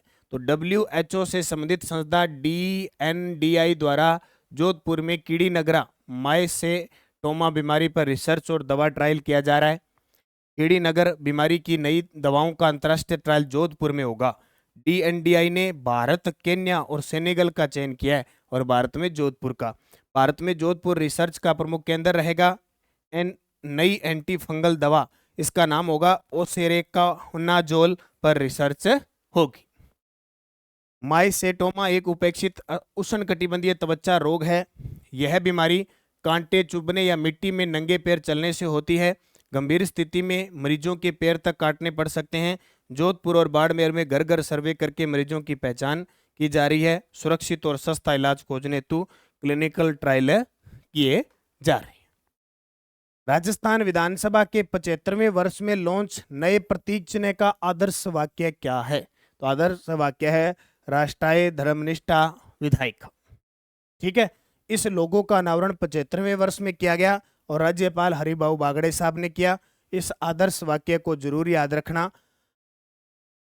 आदर्श वाक्य को राष्ट्रीय धर्मनिष्ठा विधायिका। लोगों में राज्य वृक्ष खेजड़ी को दर्शाया गया है। राज्य पालतू पशु ऊंट को भी शामिल किया गया है। शीर्ष पर अशोक स्तंभ व राज्य पक्षी घोड़ावन अंकित किया गया है। तो ये देखो भाई, इधर ऊंट को भी दर्शा दिया, खेजड़ी वृक्ष को भी, अशोक स्तंभ को भी दर्शा दिया गया और घोड़ावन पक्षी को भी दर्शाया गया है। ठीक है, निम्न कथनों पर विचार करो। राजस्थान सरकार ने वर्ष 2047 तक राज्य की GDP को 4.3 ट्रिलियन डॉलर तक पहुंचाने का लक्ष्य रखा है। वर्ष 2047 तक उद्योग व सेवाओं का GDP में योगदान 80% से अधिक करवाने का लक्ष्य है और इस योजना का उद्देश्य केवल शहरी क्षेत्रों में है। तो इसका तो कोई मतलब नहीं है कि अकेले शहरों में काम करें। तो इसका 1 और 2 सही है। ठीक है, ये 2 याद रखना कि 2047 तक राज्य की GDP को, और जब भी 2047 विजन आ जाए ना, विकसित भारत विजन, तो इसकी अध्यक्षता लगभग कौन करता है? मुख्य सचिव करता है। मुख्य सचिव, मुख्य सचिव चाहे इसकी आ जाए चाहे राजस्थान फाउंडेशन आ जाए, राजस्थान फाउंडेशन आ जाए, इनकी अध्यक्षता मुख्य सचिव करता है। भारत सरकार द्वारा माय भारत पोर्टल मुख्यतः किस आयु वर्ग के युवाओं के लिए बनाया गया है? तो राष्ट्र निर्माण में योगदान देने वाले 15 से 29 वर्ष के युवाओं के लिए इसको बनाया गया। ठीक है, भारत सरकार द्वारा एक स्वायत्त निकाय है। उद्देश्य युवा विकास, युवा नेतृत्व वाले विकास हेतु प्रौद्योगिकी आधारित संस्थागत तंत्र उपलब्ध करवाना। 15 से 29 वर्ष है। लक्ष्य 2047। बात सीधी सी है, घुमा फिरा के बाद 2047। ये सारी चीजें हैं normal. Rajasthan centre of advance technology arcade में बिल्ड विद एआई वर्कशॉप किसके सहयोग से आयोजित हुई? तो गूगल इंडिया के सहयोग से। किसके सहयोग से? Google India. तो Rajasthan centre of advance technology आर्केट, ये Rajasthan centre of advance technology Jaipur में स्थापित हो रहा है, ये भी आपको याद रखना है। तो गूगल इंडिया के सहयोग से बिल्ड विद एआई वर्कशॉप का आयोजन किया गया। बस इतना याद रखना। और इसमें कार्यक्रम में 100 से अधिक प्रतिभागी भाग लेते हैं वगैरह, इससे कोई मतलब नहीं। बिल्ड विद एआई वर्कशॉप का आयोजन आर्केट में हुआ गूगल इंडिया के सहयोग से। निम्न कथनों पर विचार कीजिए। ये एक योजना चर्चा में चल रही है जो पेपर में आ सकती है, इंपॉर्टेंट है, इसको थोड़ा सा ध्यान से देख लेना। भव्य योजना के तहत राजस्थान के 5 जिलों का चयन किया गया है। योजना DPIIT के मार्गदर्शन में संचालित होगी। NICDC national industrial corridor development corporation योजना की नोडल एजेंसी है। तो तीनों के तीनों पॉइंट ही क्या है? सही है। तीनों के तीनों सही है। देखो, प्रधानमंत्री यानी भव्य योजना केंद्र सरकार की योजना। भव्य योजना का पूरा नाम है building high impact value added for the accelerated development. भव्य योजना औद्योगिक हब विकास से संबंधित है। इसका मुख्य उद्देश्य पूछा जाएगा। योजना के तहत राजस्थान के 5 जिले हैं, एक नया जिला बालोतरा, एक जयपुर, एक जोधपुर, एक कोटा और दौसा जिले का चयन किया गया है। क्योंकि अभी फर्स्ट ग्रेड के अंदर एक प्रश्न आया था कि राजीव का ने जो प्रधान के साथ समझौता किया है उसमें कितने जिले शामिल थे, तो वहां उसने 2-3 दे दिए, 8 जिले शामिल है। उसी प्रकार भव्य योजना में राजस्थान के 5 जिले शामिल है। ये लाइन पेपर में दे सकता है। योजना उच्च स्तरीय औद्योगिक बुनियादी ढांचे के विकास हेतु है। योजना उद्योग व आंतरिक व्यापार संवर्धन के मार्गदर्शन में संचालित होगी। NICDC national industrial corridor development योजना की नोडल एजेंसी रहेगी। योजना 2 चरणों में लागू की जाएगी और देश भर में कुल 100 औद्योगिक क्षेत्रों का चयन है, जिसमें अपने राजस्थान के 5। ठीक है। गोडावन के संबंध में कौन सा कथन असत्य है? राज्य पक्षी है। 21 मई को पहली बार आधिकारिक रूप से गोडावन दिवस मनाया गया। गोडावन की प्रतिमा का अनावरण सुदासरी, ये सुदासरी जैसलमेर में है, जहां गोडावन के चूजे कृत्रिम रूप से तैयार किए गए थे। गोडावन को विश्व स्तर पर सुरक्षित बिल्कुल ही नहीं है, सुरक्षित दुर्लभ है। अब तो पेपर में ही क्वेश्चन आ जाए वहां भी सुरक्षित नहीं है, वहां भी डिलीट है, इसका मतलब गोडावन की तो खैर नहीं है ना। हमारा राज्य पक्षी है, बाकी खैर नहीं है। गोडावन दिवस 21 मई 2026 को पहली बार आधिकारिक रूप से गोडावन दिवस बनाया गया। गोडावन राजस्थान का राज्य पक्षी है और ये याद रखना, पहली बार आधिकारिक रूप से 21 मई को आधिकारिक रूप से गोडावन दिवस बनाया गया। ये क्वेश्चन पेपर में आएगा। विश्व स्तर पर संकटग्रस्त है। जैसलमेर के डेजर्ट नेशनल पार्क स्थित सुदासरी ब्रीडिंग सेंटर में आयोजन किया गया और वहां इसकी प्रतिमाओं का अनावरण भी हमारे जो वन व पर्यावरण मंत्री है संजय शर्मा जी, उनके द्वारा किया गया। राजस्थान इंडस्ट्रियल डेवलपमेंट पॉलिसी का लक्ष्य वर्ष 2028-29 तक राज्य की अर्थव्यवस्था को कितने बिलियन डॉलर तक पहुंचाना है? तो इसका उत्तर आएगा 350 बिलियन डॉलर। अब ये देखो, ये क्या कह रहा है? 2028-29 गौर कर लेना, 30 से 29 से 28 तक पहुंच रहा है। तो राजस्थान इंडस्ट्रियल डेवलपमेंट पॉलिसी 2026 नीति 4G ग्रीन गवर्नेंस ग्रोथ और ग्लोबलाइजेशन पर आधारित है। अब यहां से छपेगा, बोले 4G का जमाना है ना। 4G में कौन शामिल नहीं है? 4G में ग्रीन शामिल है, गवर्नेंस शामिल है, ग्रोथ शामिल है, ग्लोबलाइजेशन शामिल है। लक्ष्य 2028-29 तक राजस्थान की अर्थव्यवस्था को 350 बिलियन डॉलर तक पहुंचाना है। अक्षय ऊर्जा और सर्कुलर इकोनॉमी को प्रोत्साहन देना, पर्यावरण अनुकूलन औद्योगिक उत्पादन को बढ़ावा, रिको व नॉन रिको क्षेत्र में CETP स्थापना हेतु नई योजना बनाना। तो याद रख लोगे, important. Integrated resource recovery park स्थापित किए जाएंगे। अभी एक तो जयपुर में है, थोलाई गांव में, ठीक है, और दूसरा कोटा में बन रहा है। इसके अलावा और भी बनाए जाएंगे। DMIC जो दिल्ली मुंबई जो इंडस्ट्रियल कॉरिडोर है में नोड आधारित औद्योगिक पार्क विकसित होंगे। Fast track approvals, logistics, connectivity और प्लग एंड प्ले सुविधाओं को बढ़ावा दिया जाएगा। तो याद रखो, Rajasthan industrial development policy 2026, Rajasthan औद्योगिक प्रोत्साहन विकास प्रोत्साहन नहीं है, ये विकास नीति नई आ चुकी है। मैं इसके बारे में थोड़ी सी डिटेल और बताऊंगा आपको, एक दो चीज अगर नई निकल के आती है तो मैंने कल परसों जून में पढ़ाया था, अभी थोड़ी सी डिटेल और बता देता हूँ क्योंकि हो सकता है यहीं पेपर में पूछ लिया जाए। मैं आपको अभी बताता हूँ, मुझे वो इम्पोर्टेंट लगी।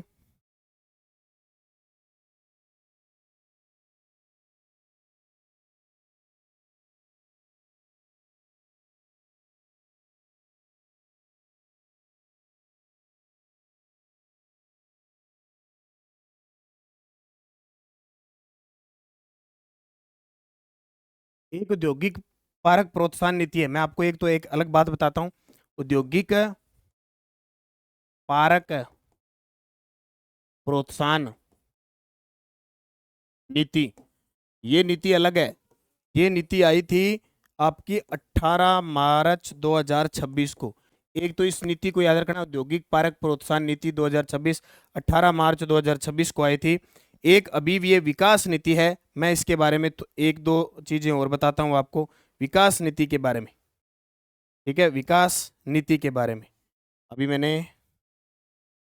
अभी आपको 2-4 दिन पहले करवाई है, 1 मिनट, उसका सही डाटा ना वो सारा मैं आपको दे देता हूँ।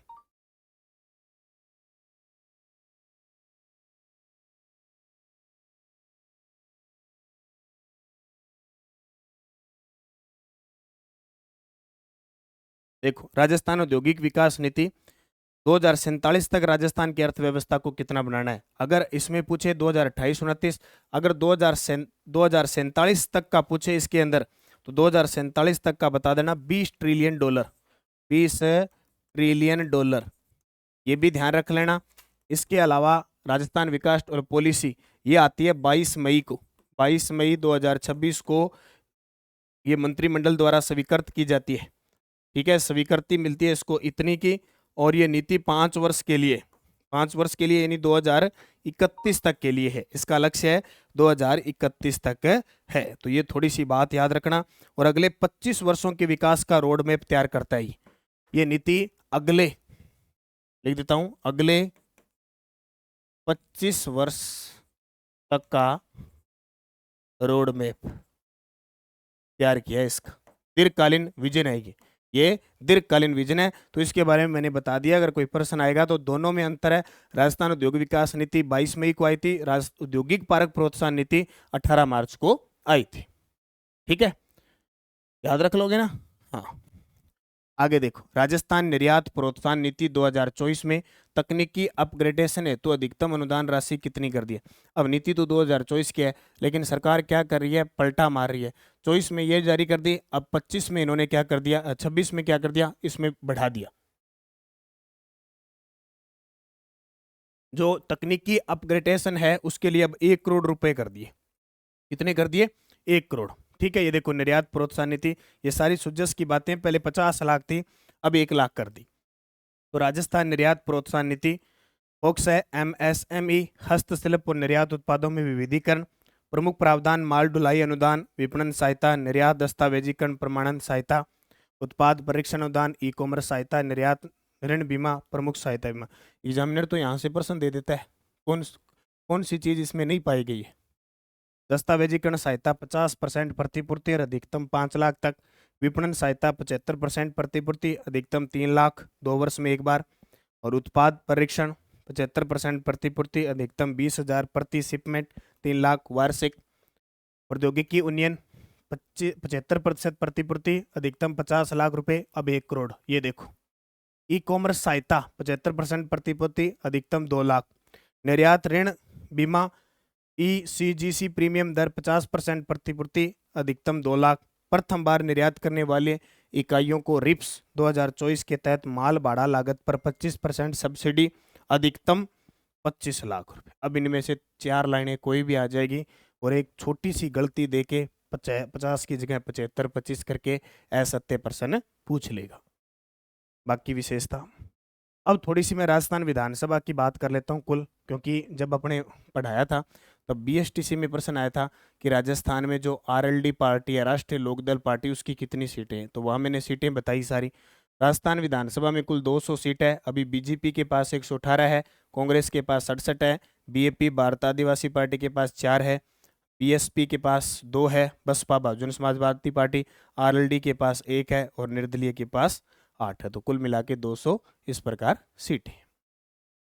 सरिस्का बाघ अभ्यारण्य में Agnivesh Agarwal nature interpretation centre स्थापित करने हेतु राजस्थान सरकार ने किस संगठन के साथ एमओयू किया है? तो टाको यानी TAC को, द एनिमल केयर ऑर्गेनाइजेशन। ठीक है, ये आपको ध्यान रखना है। सरिस्का में Agnivesh Agarwal nature interpretation centre Vedanta समूह के अनिल अग्रवाल फाउंडेशन की पशु कल्याण पहल ताको द एनिमल केयर ऑर्गेनाइजेशन ने सरिस्का बाघ अभ्यारण्य में Agnivesh Agarwal nature interpretation centre स्थापित करने हेतु एमओयू किया। एक आधा समझौता पेपर में आ जाता है। तो ये थी मई महीने की क्लास। ठीक है, पूरा मई मंथ मैंने आपको करवा दिया, जिसमें मैंने आपको खेल भी पढ़ाया, मैंने आपको पुरस्कार भी पढ़ाए, मैंने आपको चर्चित स्थल भी करवाए, मैंने आपको चर्चित व्यक्ति भी करवाए, ये मैंने आपको करवाए। इसके अलावा कोई सम्मेलन हुआ, कोई योजना आई, कोई नीति आई, सबको इकट्ठा करके और मैंने आपको क्लास दे दी। देखो, कम समय में क्लास ये बहुत लंबी भी हो सकती है अगर मैं इसको आराम से लूँ। अगर मैं इस क्लास को बहुत आराम से लूँ, आपके साथ टाइम पास करूँ, और तो मैंने इस क्लास को आराम से रिकॉर्ड कर दिया पहले पूरा अच्छे तरीके से। साथ में आपके ऐप में भी काम आ जाएगी, जिसने कोर्स ले रखा है वहाँ बिना ऐड के देखोगे। और दूसरा, सुपर फास्ट तरीके से 200 से शायद ज़्यादा ही प्रश्न बने या कितने बने, पूरी व्याख्या मैंने दे दी। अब हमारी खासियत क्या है कि आपको डेली क्लास दी जाती है, तो आप डेली क्लास लेते हो। तो नानक क्लासेज ऐप में आपने टेस्ट सीरीज ले रखी है। ये टेस्ट सीरीज नए साल से शुरू होकर 1 जनवरी से एंड साल के ख़त्म हो जाती है, यानी 1 साल का करंट मिल जाता है। अब कौन से महीने में लो, मान लो जैसे अभी जून चल रहा है, आपने जून महीने में इसको करंट को लिया, तो आपके पास जनवरी, फरवरी, मार्च, अप्रैल, मई, जून, मंथ वाइज, मंथ के अंदर फोल्डर बने हुए हैं, डेली, वीकली, मंथली। PDF अलग है, टेस्ट अलग है। अब डेली टेस्ट आपको मिल जाता है, आप वीकली टेस्ट भी ले लेते हो और मंथली टेस्ट। अब मंथ में आपको टेस्ट भी मिलता है, मंथ में आपको PDF भी मिलती है, आप प्रिंट निकाल सकते हैं, और आपको मंथ का वीडियो भी मिल जाता है। मान लो ये YouTube पे मिल गया, यहाँ ऐड वगैरह कुछ भी है और है, आपको वहाँ पे शानदार तरीके से मिल गया। 12 महीनों की वीडियो, 12 महीनों का टेस्ट, 12 महीनों की PDF उपलब्ध होती है और डेली वीकली होती है। तो सभी साथी नानक क्लासेज ऐप पे जाके ये टेस्ट सीरीज और लेना। 2025 का इसमें निःशुल्क मिलता है। करंट आपको 1 जनवरी 2026 से 31 दिसंबर 2026 का। अपना दूसरा चैनल है प्रताप क्लासेज। इस प्रताप क्लासेज पे आपको राष्ट्रीय अंतर्राष्ट्रीय करंट यूट्यूब पे मिलता है और ऐप में इसका टेस्ट मिलता है। तो मैंने आपको एक साथ बिना कोई वक्त जाए किए पूरी मंथ दे दी। अप्रैल की भी मैंने इस प्रकार क्लास लगाई है, जनवरी, फरवरी, मार्च की मैंने एक साथ क्लास लगाई है, आप उनको जरूर देखें। LDC वाले, वनपाल वाले जो भी साथी हैं, ऑब्जेक्टिव पुस्तक बाजार में नानक क्लासेज की उपलब्ध है, या नानक पब्लिकेशन ऐप पे ऑर्डर करके आप लाके एक बार रिविजन कर लो। सेकंड ग्रेड की बुक है, शिक्षक मॉडल पेपर है, द्विमासिक मार्च अप्रैल है, जनवरी फरवरी है, योजना नीति है, आर्थिक समीक्षा है। सेकंड ग्रेड के अब अंतिम क्षणों में 5 टेस्ट में संपूर्ण पाठ्यक्रम चल रहा है। सेकंड ग्रेड का करंट अफेयर्स चल रहा है, भूगोल है, इतिहास, कला, संस्कृति, राज्य व्यवस्था। ये छोटी छोटी टेस्ट सीरीजें हैं जिनके माध्यम से आप अभ्यास कर सकते हैं। सेकंड ग्रेड की फुल पावर 15 शेड्यूल, इतने वगैरह आप टाइम जो करना चाहता है कर लेना। बाकी PTI की है। अब नई किताब आ चुकी है, 6ठी, 7वीं, 8वीं की उनकी, और 10वीं, 9वीं, 10वीं वही 2 साल चलेगी। 6 से 10 की टेस्ट सीरीज आप ज्वाइन करके तैयारी कर सकते हैं। तो ये थी मई मंथ की पूरी क्लास। फोल्डर बना हुआ है, प्लेलिस्ट बनी हुई है मंथली क्लासों की, आप जरूर देखें, उसका अध्ययन करें, मेहनत करें, चैनल को सब्सक्राइब कर लें ताकि आपके पास नोटिफिकेशन पहुंचे। धन्यवाद। जय हिंद, जय भारत, जय राजस्थान।